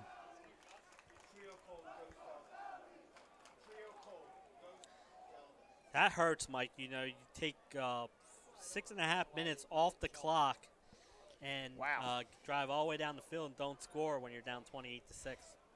Jay, I didn't realize how much time they did run off Yep. that clock, but they burned a lot of the 3rd quarter. You know, when you run the ball a lot, Mike, you're picking up 1st downs. The clock just runs. Yeah, that's a big hold there for Salesianum, and the snap not handled cleanly, and it hurt them. Mike, and I know we mentioned a change of the offense with the passing here, but with the a 28-6 lead, and I would like to see a little bit more ball control offense here for the Sal's here. We'll see. There's the handoff there, off the left tackle. Gets about 1 or 2 yards, but it's going to burn some clock. And Jay, Donovan Morales, the Salesianum, getting worked on the sidelines here. We see Salesianum players getting worked on all over the place. Yeah, I think there's a lot of cramping going on for Salesianum players. A long bus ride, a hot day, then a warmer day when the sun was out. And, like you said, Mike, you put on a jacket already, and then it got cooler. So this is the type of games where you will see a little cramping, and it looks like Sally's is Yeah, we don't showing need that Caravel Concord type of heat, but a little warmer would be nice. Nick likes it. I do too. I like the and that's an offside on Cape. That's going to get Salesianum 5 yards there. It's going to make it 2nd and 3. Encroachment is the call. Jay, I want to thank our officials here tonight. We can't play without them. And remember, you can be an official. Call the DIAA office, 857-3365, if you want to help with high school sports here in Delaware. The student section's going at it. Salesianum small but pretty fierce. Cape, that's a pretty good sized student section. Campbell back. He's got the pass up in the air. Wings not able to hold on. Michael Wing would have made a fantastic catch had he held on. And now Wing is down. Looks like he may have landed a little funny on his right ankle. And a trainer. Another trip out to the field. Michael Wing went up, almost came down with it. And it's going to be a 3rd and about 4 for the South. So it looks like Morales is okay. He's pointing at his left shoulder. Salesianum's number 24, Andrew Ransom, had a big carry or two earlier in the game. He's on the sideline. Campbell getting some instructions on the sideline as the trainers work on Wing.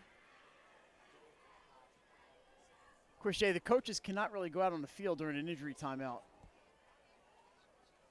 So they're standing there 10 yards off the line yelling stuff back and forth. Yeah, absolutely, Mike. You're absolutely right.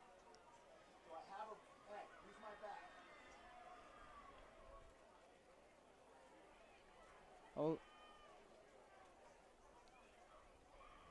So as we have a little break here in the action with 4:35 to go in a fast-moving till now, 3rd quarter. Cape run, man, and they doing it. And his Wing is hobbling off the field, but he looks okay. Michael Wing transferred into Salesianum last year and made an immediate impact. Yeah, he did. He was all over the field, especially on the defensive side of the ball.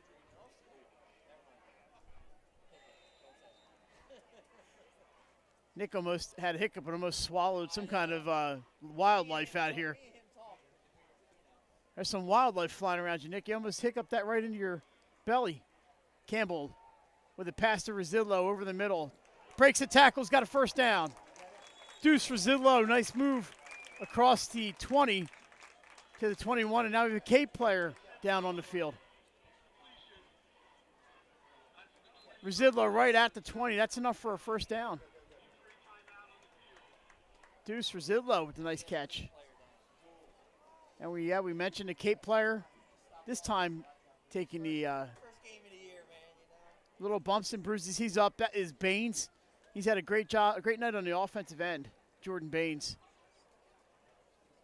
Sal's home next Friday against Sussex Central, the state champs. Cape, they're going across Sussex County to Woodbridge. They're in Greenwood. As week 1 awaits. Week 0, I don't know. We can't start at 1 and go to 11, but Souths have a bye in a few weeks.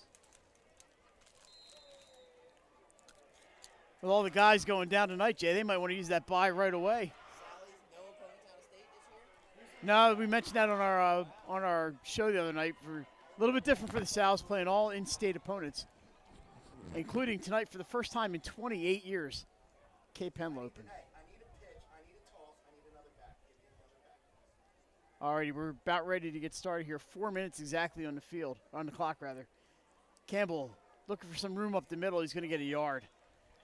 Well, you know, Sal's Arcade just burning some clock here, Jason. I agree with you, Mike. I like the ball control. Like we see, a little short passes, some runs, and just let this clock, tick down. It's great. And another injury. I think maybe this is. I think the trainer is going to lead the team in rushing tonight. I think this is a good time to take a break. So we'll be back. Let's take a commercial break. High Five Hospitality was founded in 2004 when 3 guys teamed up to introduce the Buffalo Wild Wings franchise concept to Delaware. They now operate 8 Buffalo Wild Wings, 6 locations throughout Delaware, and 2 locations in Maryland. B-Dubs has weekly and game day specials on their delicious food and beverages. Stop in one of their convenient locations today. The Stone Balloon Ale House features a unique blend of crafted food and an array of spirits, all flavored with a dash of nostalgia. Our culinary mantra is comfort food playfully reimagined, and we prepare seasonal favorites that strive to please the palate and resurface a memory. Limestone Barbecue, from our mouth-watering Texas-style brisket, fall-off-the-bone chicken, and St. Louis ribs. Southern-style sides, mac and cheese, baked beans, cornbread, sweet tea, and our homemade pickles. Be prepared as your bread will be your napkin. Yup, we are that kind of barbecue. Expectation. You'll have a tough time choosing between our exclusive dishes to help get you through the day. French toast, French crepes, Belgian. All right, back at Legend Stadium, quarterback Connor Campbell took some bumps and bruises on that play. He's going to have to sit out at least one. And Deuce Rosidlo moves from receiver to quarterback. Ryan Deuce Rosidlo, a senior, number 2, is in taking the snaps. Rosidlo runs to his right up the middle, finds a little bit of room, and tackled by about 4 or 5 Vikings. But Jay did a good job doing what he's near to do, gain 5 yards, keep the clock moving, and hold on to the ball. Yeah, absolutely. Absolutely, Mike. Good call there. Salesianum leads 28-6. 2 touchdowns tonight for quarterback Connor Campbell. 1 for Deuce Rosidlo and 1 for Cooper Brown. The Sal's showed some offensive pop in the first half and set up by some good defense too. A little more just working the clock here in the second half. Rosidlo pitches to his left and caught in the backfield. Not sure who that runner was.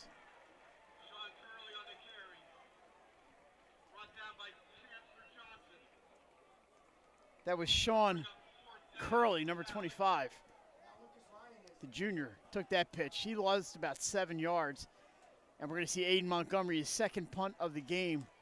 The Sal's go almost 2.5 full quarters, Jay, without a punt. But here is Montgomery.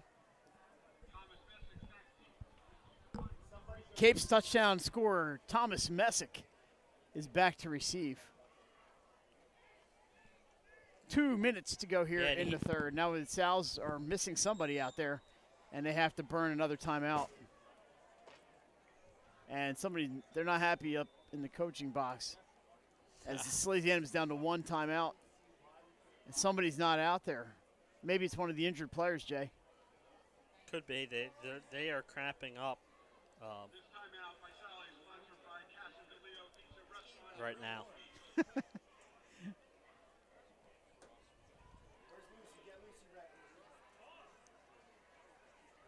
All right, so the Sal's now have 11 men on the field. They had to burn a timeout to do it.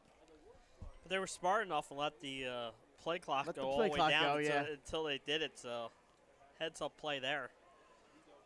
So it's still 4th and about 14 from the 16-yard line. Aiden Montgomery will be back near the goal line when he kicks. He's going to be setting up around the 5-yard line, Jay. A lot of room back there. Messick all by his lonesome. Not a rush on the kick, and the line drive punt. It's going to bounce. Takes a Salesianum bounce. Messick gets it at the 43. And a great ankle tackle there hanging on. We'll get that number for you.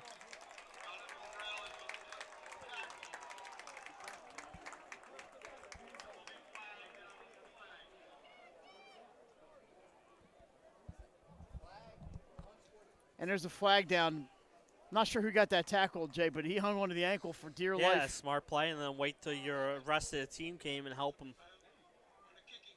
Salesianum called for a personal foul. That's going to cost him 15. Those are the penalties that won't make a coach happy. No. So give Cape 15 yards after no return. We don't know who the foul was on. We don't really need to know. All we know is 15 yards. Another personal foul tonight. There's been several. Yeah, I mean, both sides, not just not one team. absolutely. It's the first game, Mike. It's a little Emotions are a little high. Yep. The Sal's in good position here. We're 1:43 to go in the third. They lead by 22. Cape now at the Salesianum 40 to start. Cape's kind of dominating here the second half, Mike. DeBrogi over the middle. Ball's loose, picked off. Intercepted by Salesianum. And they take over at their own 34-yard line. That interception by number 23, Aiden Lucy. Yeah, big. So Lucy picks up the tip drill and gets the ball back. Big interception there, Mike. But like I said, Cape was kind of dominating this quarter and had no points to show for it. So if you're Sal's, you'll take that.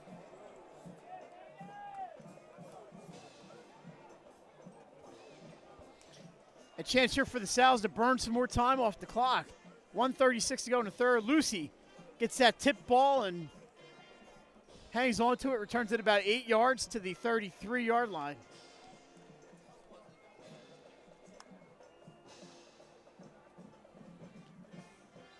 So the first, Jay, is that the first turnover of the game? No, there's a fumble recovery. Yep, Cape's turned it over First twice now. interception of the season for the Sal's.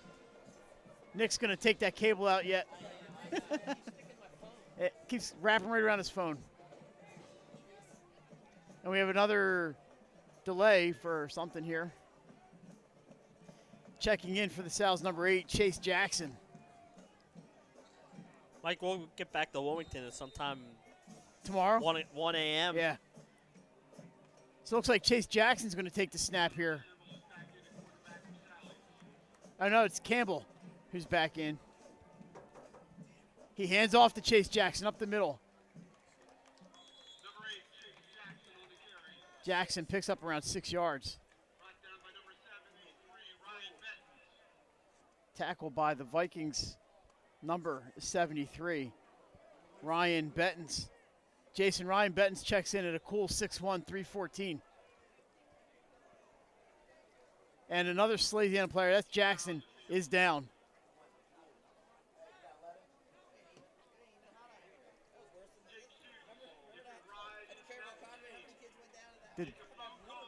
The trainer's going to need a trainer. Mike. Chase Jackson, we hope he's okay. Cesar Rodney is down at CR 12-yard line. Do we have a score? I do not. Come on, Tim Mastro, we need a score. So Jackson goes in, runs the ball once, and he's going to have to come out for at least one play.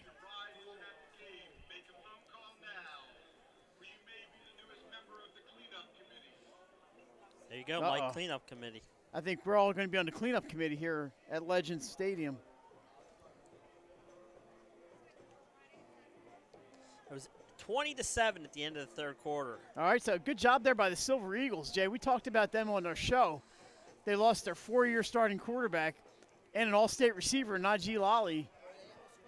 20-7, Hodgson over CR right now. CR got all the way down to the 1 and could not score. Oh, that's not what they want. I believe we have the Silver Eagles on next week at Dover. Jackson limping off the field. I guess it's a good thing the Sal's have a 60-man roster. Yeah, yep. They're using them all tonight.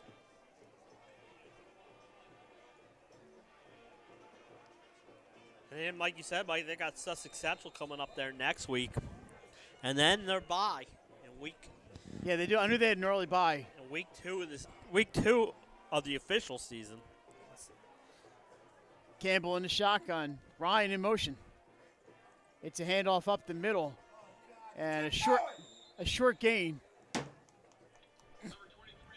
by Aiden Lucy.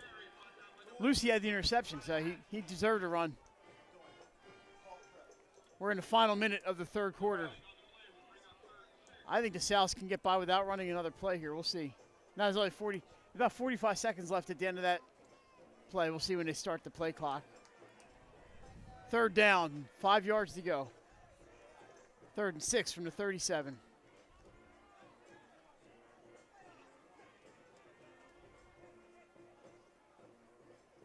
Here's the snap. Campbell drops back. He's looking. Throws it down the left side. Throws into traffic. Caught. Another tip pass. Fumble. No, he's down. It's going to be a first down, Salesianum. Clock's running for some reason. Erica stops at 7.7. Lucas Ryan keeps his eye on the ball and catches that tip pass. Yeah, great job by Ryan. He's having a pretty good game here tonight for the Sals. That takes it from the 30, I think we're at the 37-yard line all the way down to the Vikings 33. Say they probably don't have to run a for play a here. gain of 30 yards. Clock starts, and that's going to do it for the 3rd quarter. Salesianum 28, Cape Henlopen 6. We're back with 4th quarter action. You're watching Delaware Live Sports, powered by 302. Including sport and category experts. Get the look of D1 colleges and pro teams with our program that streamlines ordering your staff apparel, player gear, and fanwear. Stretch your budget with our fundraising solution. Free and ready in minutes. Our campus branding products are perfect for boosting school and team pride. BSN Sports has the advantages you need right now.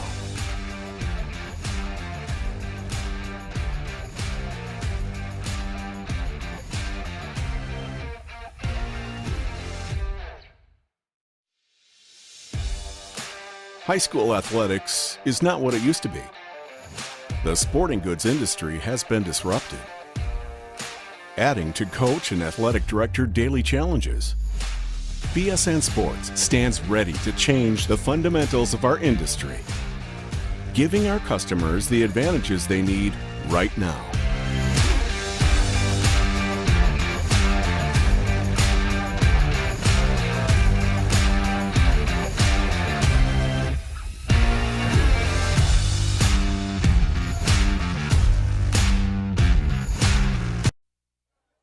All right, back at Legend Stadium. 12 minutes to go here. Salesianum 28, Cape Henlopen 6 to Sal's with a 1st and 10 at the Cape 33 after a nice pass off a tip throw by Lucas Ryan. And Sal's not much offense, no scoring that 3rd quarter. We did have some ball movement.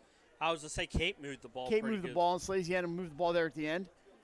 Sally's obviously trying to burn some clock in there, Jay, and had a number of players get nicked up, so they're using their depth here. Campbell. He missed the play. He's back in. He pitches to Lucy off the right side, looking for some room. But the Vikings do a good job of wrapping him up.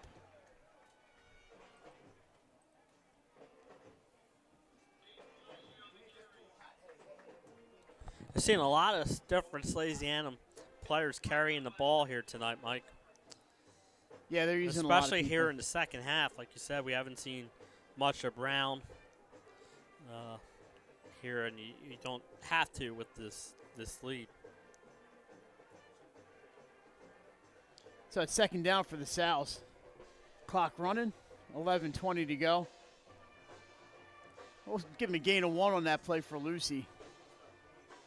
They don't really need points, Jay. They just run the clock more than anything, and ball security. Hold on to the ball here. Handoff this time up the middle to number 25, Sean Curley. He gains maybe a yard, and it's 3rd and 8. And Jay, the Cape Band playing Shipping Up to Boston. Yeah. I heard a lot of that when my daughter was at Boston College. Cape's got a good band.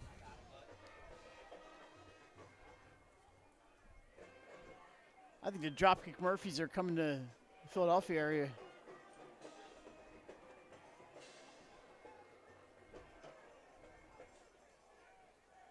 Alrighty, 3rd and 11 actually is the official measurement.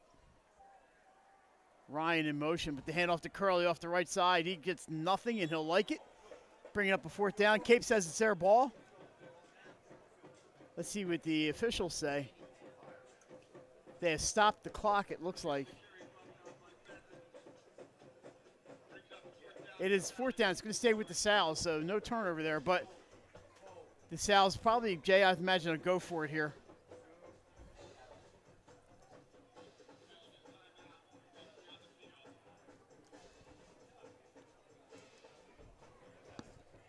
So let's see what the Sal's do here. We have an official's timeout on the field. Fourth down, about 8. Injury timeout. You see Residlo out there. Campbell. Curley. Nick's checking to see if he won the 50-50. No. Nick did not win. Nick did not win the 50-50. I'll be back. I have to walk to the other press box to collect my winnings.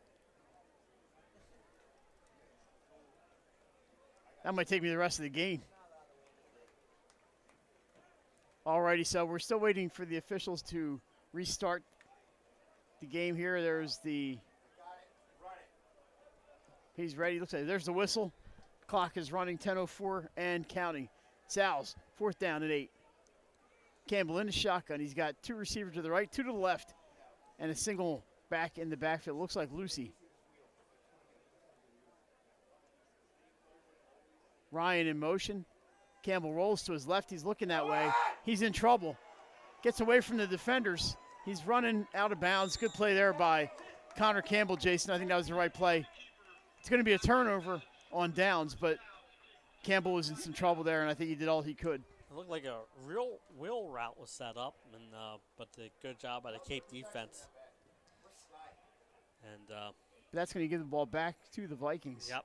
They do a good job holding there.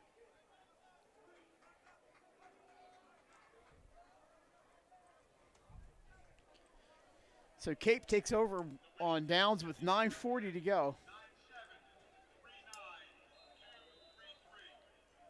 Jason, 9739233 is your winning 50-50 number. Is that yours?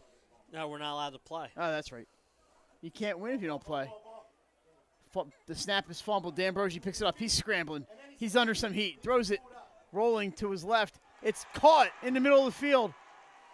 That looks like Messick with the catch. Thomas Messick gets open. Somehow D'Ambrosi gets the ball to him. Sometimes those busted plays end up being great plays.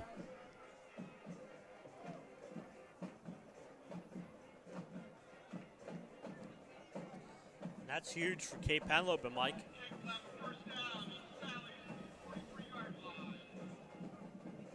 So the ball's at the Sal's 43. This is the Vikings trying to get back into this one. They need points. They can't really spend a lot of time. No, they definitely can't. They held once.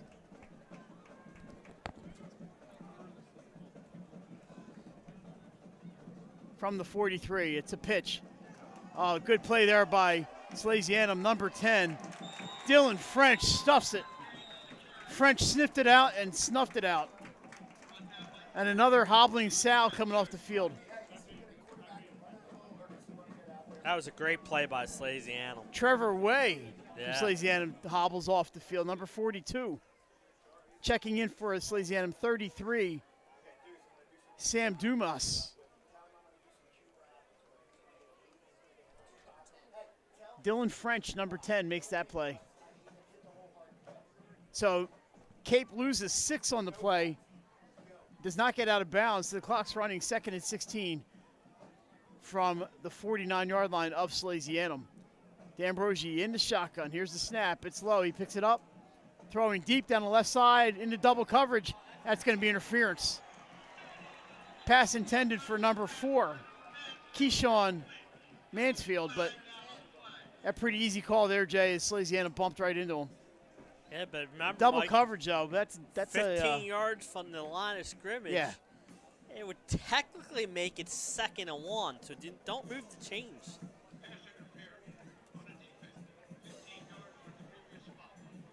So that is a 15-yard foul. It was a 2nd and 16. So it should be second and 1. Not an automatic first down in high school. The chain gang, they want to move. Someone might want to tell them. There they go. They're waiting for the official to tell them as they run right by Coach DiNardo. He's telling the officials, like, you got to stay there. You can't move the chains. It is a 2nd and 1, not an automatic first down in high school. As Jason mentioned, he's our rules guy right there. When he's not in the bunker, he's studying the rule book.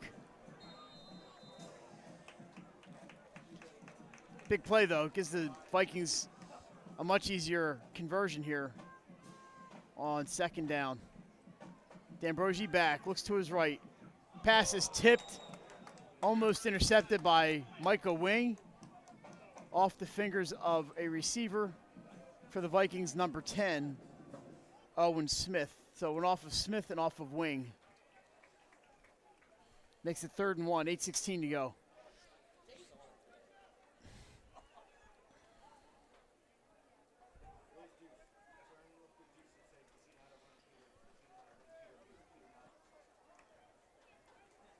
Looks like D'Ambrosi's going to stay in the shotgun here. He's got Jordan Baines to his left, 2 receivers to the right, 1 to his left. He's actually got a slot receiver on the right there too, Jay, so it's Tripp's right.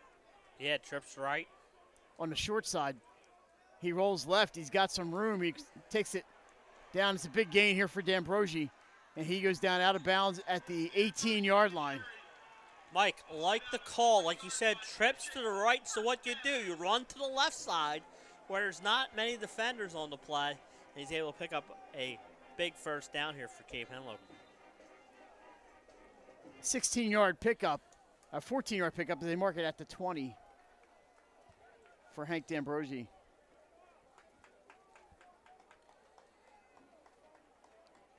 And he goes out of bounds, so the clock is stopped. This time he hands off to Baines there on the right side. He's got a lot of room. Baines, end of the corner, touchdown! Cape Henlopen. Jordan Baines, 20 yards, quick strike.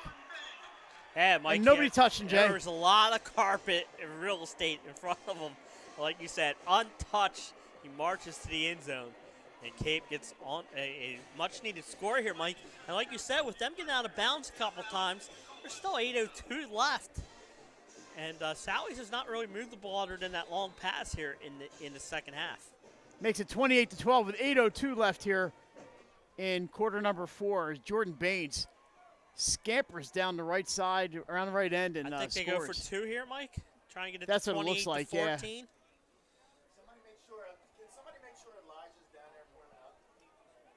So it looks like they're going to, Jay, they wouldn't spend this much time in a huddle for a kick. I don't believe. No, I think no, he'd go for 2. D'Ambrosi kicks too, but Yeah. they are lining up for 2. I think it's the right call here, Mike. Get it I think to you're 14. right. You can still within 2 scores even if you miss. If you miss, yeah, you just have to convert the next 2. Messick running around in circles out there. I think Nah, they're a little confused. Yeah, might see if they get a timeout. They do have all 3 remaining. Coach Maul on the field now. And there's the hand up in the back, Judge. Yeah, they're going to run out of time. There's the flag. And, Jay, you can't take a delay. You should have called a timeout. Yeah, well, now does that make the decision easier to try and kick the extra point here now and get it to 15 and convert the 2 the next time? But they were all confused, like you said. Why not kick the timeout? There was a lot of confusion on the field there for Cape Henlopen. That's the Sal students. Let them know they can't do that. You can't do that. They're very helpful, those Salesianum students. Yeah, they've been in school for 2 weeks, Mike. Yeah. they've been studying hard for the last 2 weeks. They know you can't do a little that. break. A lot of things you can do. That's something you can't do. All right, here we go. They are still going to go for 2. This time they are at the 8-yard line. Looking for, gives them a little room to work here, Jay, so that it's not all bad. D'Ambrosi rolls. He's holding on. Looking. He's going to try to run. He's wrapped up, and Big Joe Simmons takes him down. Oh, that was Ryan Adams. I'm sorry. It looks like number 74, Ryan Adams, got him.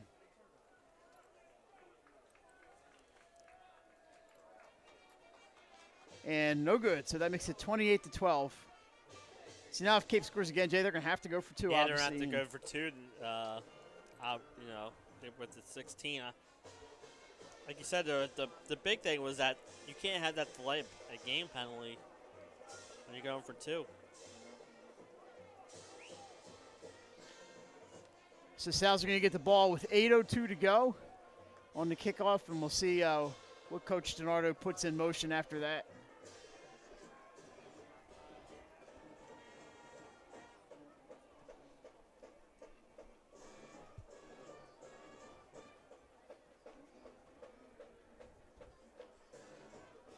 tomorrow night, 5 o'clock, Cambridge, South Dorchester at Milford. Glenn Frazier on the call with Nick Halliday in the house, right? No, yeah, I think he's doing the camera, but it's going to be Pat.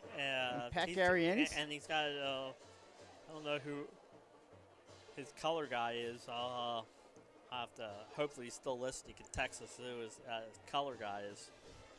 Benny Mitchell tomorrow heads over to Laurel, and he will see Sussex Tech, the Ravens, against the Laurel Bulldogs.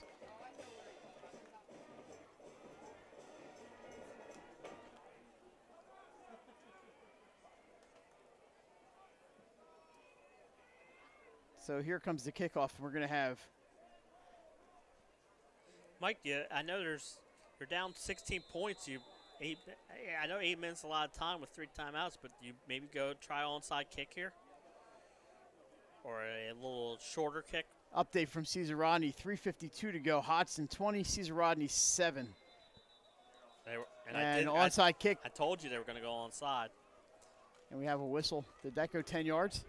No, it was offside before offside before he kicked. Yeah, the whistle blew before. I was looking at that Cape CR score. That's why I missed it. Now look, yeah, they'll probably kick it deep now.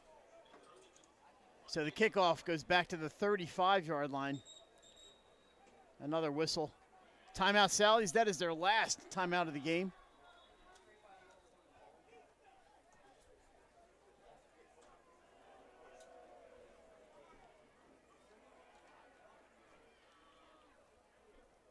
Jay, you and I are going to be at St. Mark's tomorrow to watch AI DuPont in St. Mark's. But a good game down at Sussex Central tomorrow night. William Penn and the state champion Golden Knights. And fans, if you're watching and you're going to be there and you're shooting some video, remember we got our top plays coming up. So if you get any good plays, send them on to 302sports@gmail.com. That's 302sports@gmail.com. Mike, look at the Cape band over there. Trying to get the... Yeah, they never run out of the energy. Yeah. There's a lot of shiny stuff over there, pom-poms and instruments.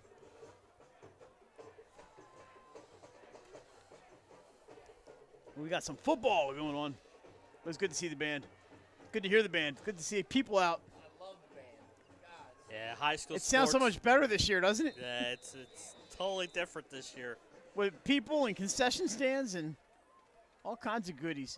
Here we go. Cape, you mentioned it, kicking it deep. Wing runs over to his right, takes it at the 10-yard line. He's across the 20. Coming back to the left, he's back to the 15, and down he goes. Fumble. You fumbled, Mike. But the question I is, thought he was may it have been down. Cape's saying Cape they got football. it. Yeah. So fumble. I thought he was down, Jay, but no. It's going to go back to the Vikings. That's better than an onside kick. That is much better than an onside kick. They get at the South 15, Mike, and I was a little.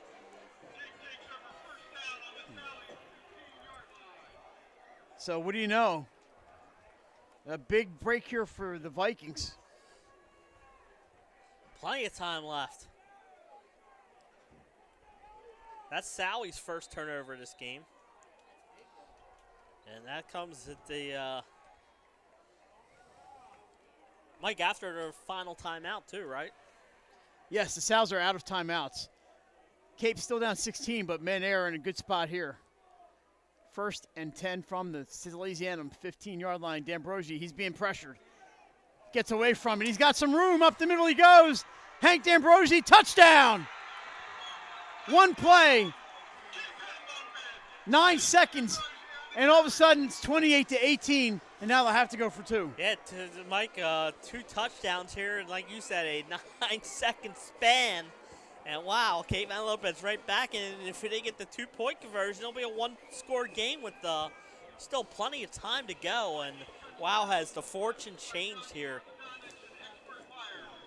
7:48 to go, and folks, don't go anywhere. Definitely do not go anywhere. As wow.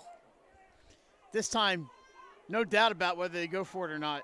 Oh, you got to go for 2. They have to go, and here we go. D'Ambrosi in the shotgun. No, he's under center. He's got a full house backfield. Hands it off to Baines. He's in. Two-pointer is good, and it's 28-20.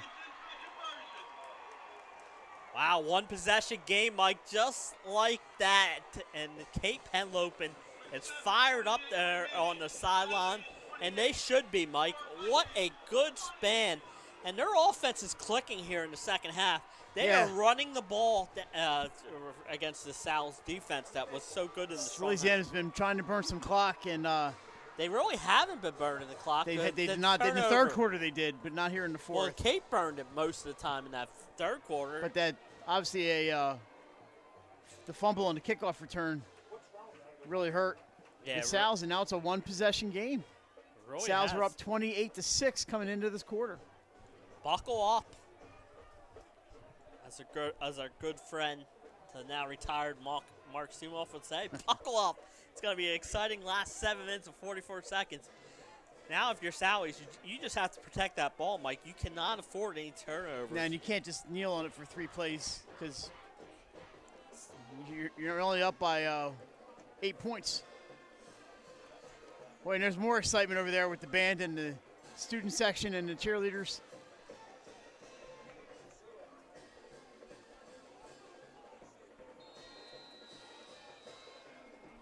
Sal's home opener next week against Sussex Central. Cape travels to Woodbridge, but they still have almost 8 minutes to go here. Kickoff line drive. It's going to roll into the end zone. Should be a dead ball. That's a dead ball. Picked up there by Portali. You got to get the ball. That's a live ball on the kickoff. You have to. I know in high school, if it touches the end zone, it's dead. As soon as it crosses the end zone, that's why on the first kick, Sally's kick, you saw Cape just let it go over their heads. Once it crosses the end line. So the Sal's will take the ball at the 20.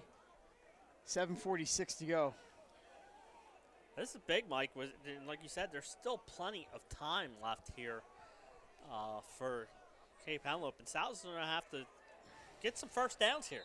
Jay, I was out of bed at 4:15 this morning, and I'm still wide awake. Yeah. This game is really turned into a pretty exciting one. I wasn't even home at 4:12 a.m.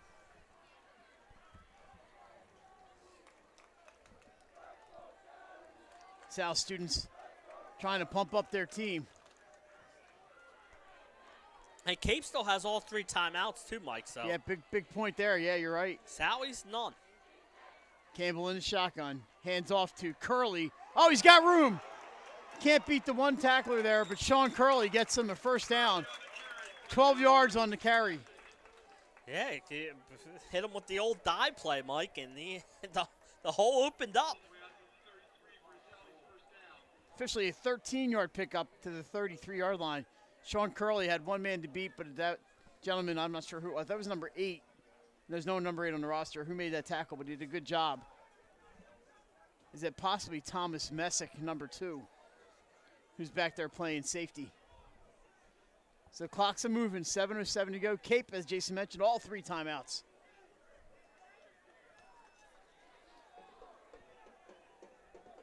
So another first down.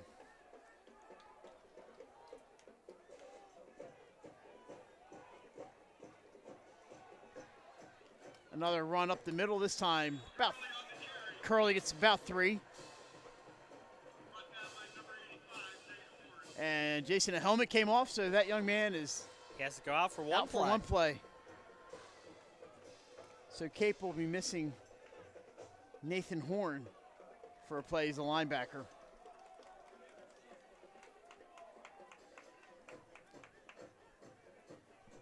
Second and 7, 6:20 to go here at Legends Stadium. Thanks for joining us on opening night here on the Delaware Live 302 Sports. High school sports schedule for the fall. I'm so excited. Yeah, it's nice to get a start before Labor Day. We're normally it's the first Friday after Labor Day. Curley again up the middle. He's got some room. First down. Sean Curley across the 45 to the 46. Yeah, Mike, the Sally's offensive line starting to win the battles now on this drive. A couple nice runs and a couple big holes open.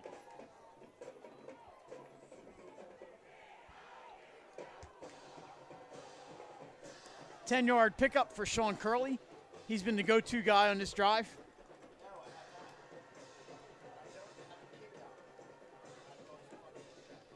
Jason, we've not seen much of Cooper Brown here in the second half. No, I don't think we've seen a running play from him in the second in fact, half. Cooper's sitting on the bench right here in front of us. Yeah, so like you said, I think he got his work in the first half, and with a comfortable lead at the time, they probably said.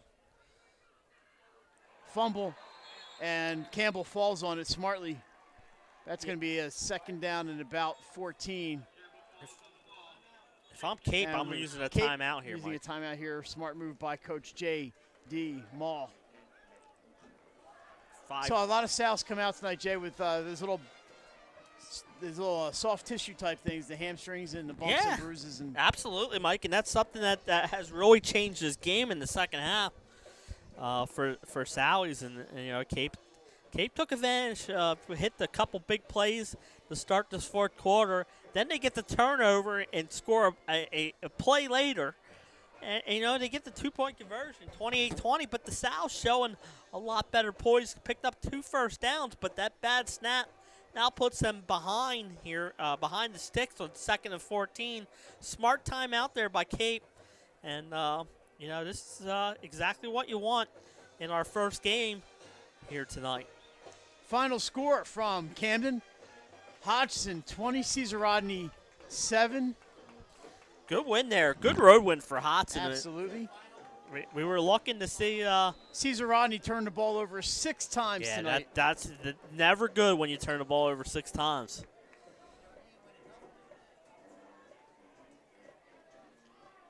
Thanks to our buddy John Busby for that update. Campbell fakes the handoff. Pass is complete to Sam Dumas. He's still short of the first down, but a good pickup there. I like that call there, Mike. And like you said, they're short of the first down. But instead of it being 3rd and long, if you run the ball, they pick up a nice, the 11-yard play there. And now you get set up 3rd and 1, 3rd and 2, and you get to run some of this time off the clock. Officially a 3rd and 2 from the 46-yard line. Campbell in the shotgun, hands off to Curley. Oh, he's smothered at midfield, a 4-yard loss. What a great play by the Vikings. And I think Cape called timeout right away there, Mike. Cape did call a timeout. That play by number 85, Jay, Nathan Horn, the gentleman who had to come off the field because his helmet came off, comes back in and makes a fantastic play there. 4th and 6. Cape going to – we'll see what Coach Denardo does here. I think you have to punt the ball. I know you're – Aiden Montgomery is in the game, so he's the punter. Make Cape go 80-plus yards and then get the 2-point conversion. Thomas Messick, very dangerous return man. Oh, Mike, I'm aiming this ball out of bounds. I am finding Coffin's corner down there. I would think they wouldn't even kick at him, but you never know. I would find Coffin's corner, pin them deep, and let them go. Let them go the length of the field. They've hit some big plays here in the fourth quarter. It seems like Sally's defense is Montgomery, been out there a lot. The lefty. He's got a really good leg.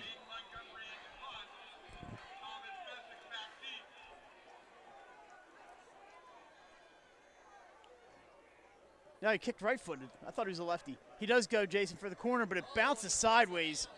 It's going to be marked out at the 25-yard line of Salesianum. A flag down in the backfield. They never started the clock.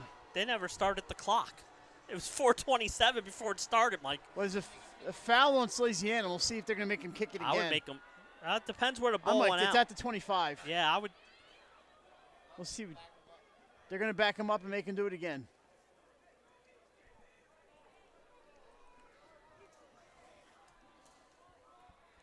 Maybe that's why, Mike. Maybe it was a dead ball, and that's why the clock didn't start. Illegal shift is the call. Once again, we thank everybody for joining us tonight, and thanks to our sponsors for helping us bring this action to you. Nick Halliday, he's so talented, he runs 2 cameras. Thanks to Benny Mitchell for his sideline reports. We're working on that stuff. Benny going to get a good night's rest. He's busy tomorrow. All right, so the punt now. Ball's spotted at the South 45. Montgomery's going to kick from around the 35, 37. This one's right at Messick. A good kick, though. He lets it go, and Jason, it bounces out at the 12-yard line. The 13-yard line. So Sally's picks up 13 yards, or 12 yards on that punt. So Cape gambles and loses on that one. Well, I don't know if it was something that they. He should have returned.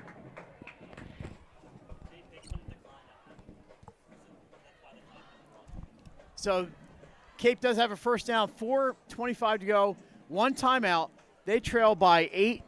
Buckle your seatbelts. How did only 2 seconds go off the clock on a punt that went? Well, there was 4:27 when we started the play. It's now 4:25. D'Ambrosi in the shotgun. And we have a little confusion down there on the field. I think the officials are probably, the clock official on the field probably should say, how did 2 seconds only go off the clock, would be my guess. Here we go.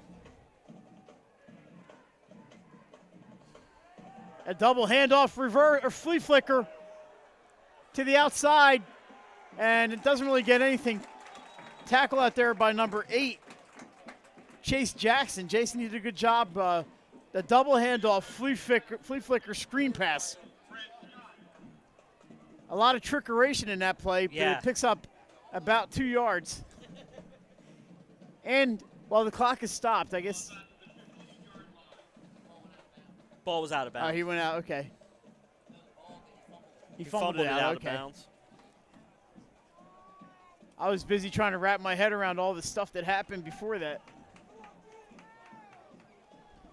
Second down and 8 from the 15. 4:15 to go. D'Ambrosi rolls to his right. He's looking. Keeps it. He's over the line. Now he's running to his left. He can't throw, Jay, can he? No. He dumps it off. I think it should be illegal forward. That's an illegal forward pass. I didn't see a flag come down, did you? I believe he crossed. There's the flag. Yeah, there is. That's going to be a loss of down. Yep. He crossed the line of scrimmage and went back. Then went back. But once you cross that line, you can't do that. An ineligible receiver downfield is not the call, however. Or no, they did not call an illegal forward pass. They called an ineligible receiver downfield. Well, that's a change. So he does not lose a down on that play. They're Down. fortunate. Yeah. Because he clearly ran across that line of scrimmage. It's going to make it 2nd and 13 from the 10-yard line, I believe. Yes. 2nd and 13 from the 10. So I'm a little confused, but they did call an illegal man downfield. D'Ambrosi ran around forever back there. Right, because as a lineman, once you see him go past the line of scrimmage, you're running to hit some blocks. Yeah. Cape still has the 1 timeout. Salesianum no timeouts. A lot of motion out there for Cape, getting guys where they need him. 2 receivers to the right, 2 to the left. Jordan Baines in the backfield, man in motion. D'Ambrosi spin, screen pass. It's going to be a screen pass option. Double pass. Oh, underthrown and intercepted. Intercepted by Salesianum. That ball is picked off by number 3, Jaden Mason. Yeah. And that might do it. Great defense there, Mike. He did not get fooled on the double pass. He stayed down there. And now Salesianum needs to run the ball here. 2nd interception tonight for the Sals. They have the ball at, looks like, the 37-yard line of Cape Henlopen with 3:51 to go.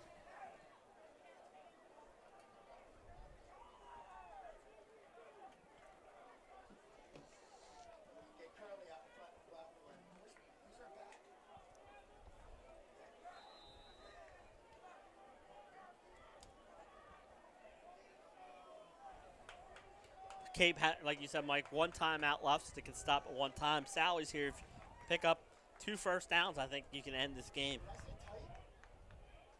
So Cape going deep into the bag of tricks there, Jay. A double reverse, a double flea pass, flicker, and a screen pass. Sally stayed home. Here's a running play We'll see who the runner is there.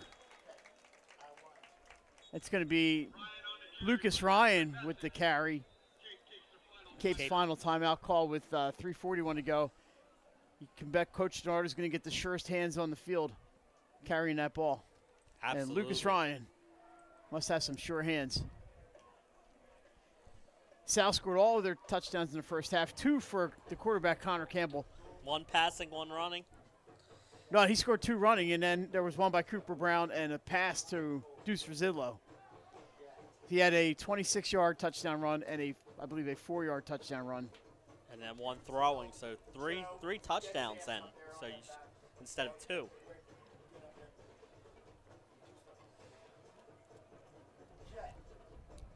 Big fumble recovery for Nathaniel Ray. Sal's defense was swarming in that first half. Cape played much more even in the second half and scored 2 touchdowns here in the fourth to make this an 8-point game. 3:41 to go, no timeouts left for either team. Salesianum just wants to keep that clock moving. Cape's going to try to probably strip the ball here, Jay, at some point, or? Absolutely. Like you said, Mike, this is the time to have your hands team on. Sal's have 2 receivers right, 2 receivers left. And looks like Curley in the backfield with Campbell. It is a handoff to Curley. Up the middle he goes. Picks up about 4. Clock keeps moving. 3rd down and 9. If they hold here, not about 3rd down and 4, I'm sorry. If they hold here, Cape could get the ball back, but they're going to have a long way to go. But let's take this one play at a time. Yeah. Curley comes out. Dumas comes out. Couple new backs. And Cooper Brown back in the game, Jason, for the Sals. Yeah, this might be the first time we've seen him out there in the second half. And, yeah, I think Donario knows that this is a, 4-down territory, but a must first down here, so. 2:55 to go. Campbell takes the snap, hands to Brown. Up the middle, he's got some rushing room and a first down. Cooper Brown moves the chains, stops the clock temporarily, but that's a big pickup there for the Sals. Absolutely, Mike.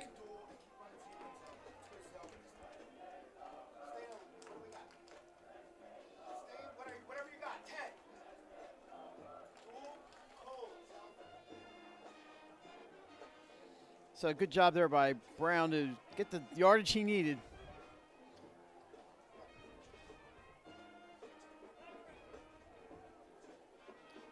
And the job just got a lot tougher for Cape Henlopen, but Jay, the Vikings did a great job closing this gap here in the second half. Yeah, it's they kept Sally's off the scoreboard here in the second half. That's going to stop the clock, a flag. And these are the penalties that make the coach unhappy. These are penalties that you don't want. False start called, so that'll move him back 5 yards.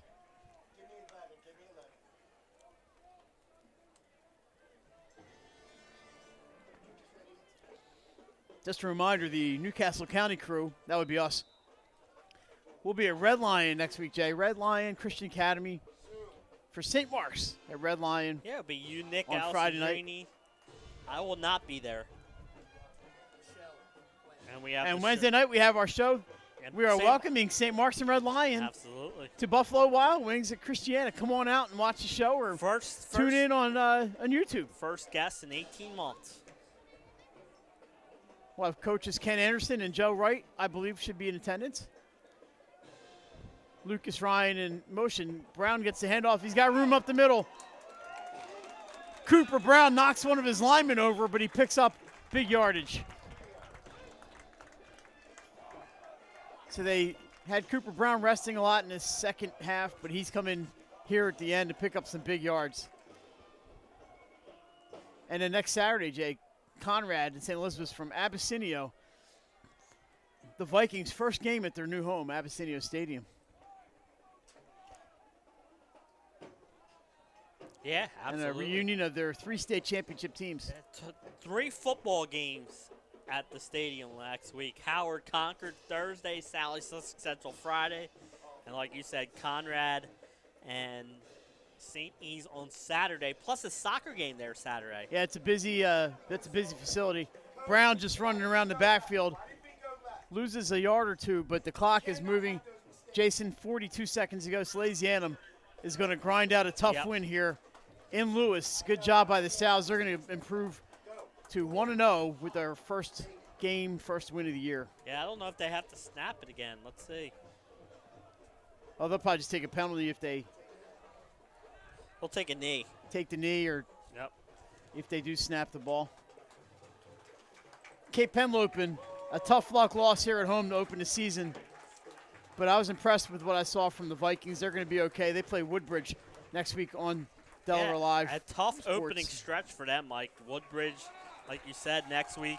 And then William Penn the week after travels down here. This game is over. But what a performance here. But, if you're Cape, think about the positives. You were down 28-6 at halftime. You lost 28-20. So much better second half. And they had 2 turnovers on offense. So, they got to feel confident. And if you're Salesianum, played great in the first half. Second half, it got a little iffy, but when you needed the first downs at the end of the game, you went to Cooper Brown, and you got it, and your defense made that big interception on the trick play, and that's a big opening win here for Salesianum. Coming down to Lewis and taking and getting the win. A couple players stood out for me. Jason, Connor Campbell's first start at quarterback. I thought he did a really good job. Played smart, didn't try to force too much. He showed he could throw and he could run with the 2 rushing touchdowns. Had some nice touch on his throws. Saw a little more wide open Salesianum offense, about 15 or 18 pass attempts tonight. And the Sows are going to go out of here with an 8-point win. About what we thought. We thought it would be a touchdown game. Yeah, absolutely. You thought it was going to be a touchdown game. We said it was going to be a close game.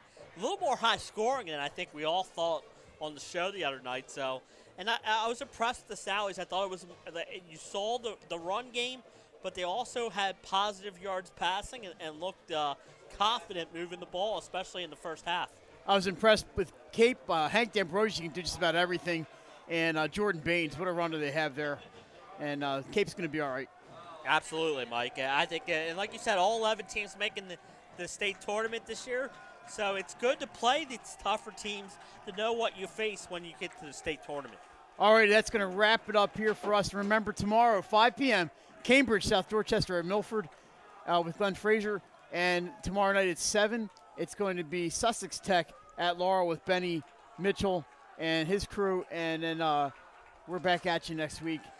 Once again, for Benny Mitchell, Nick Halliday, Jason Winchell, I'm Mike Lang. Thanks for joining us. Your final, one more time, Salesianum 28, Cape Henlopen 20. Thanks for watching. Have a good night, everybody. We'll see you again on Delaware Live Sports, powered by 302.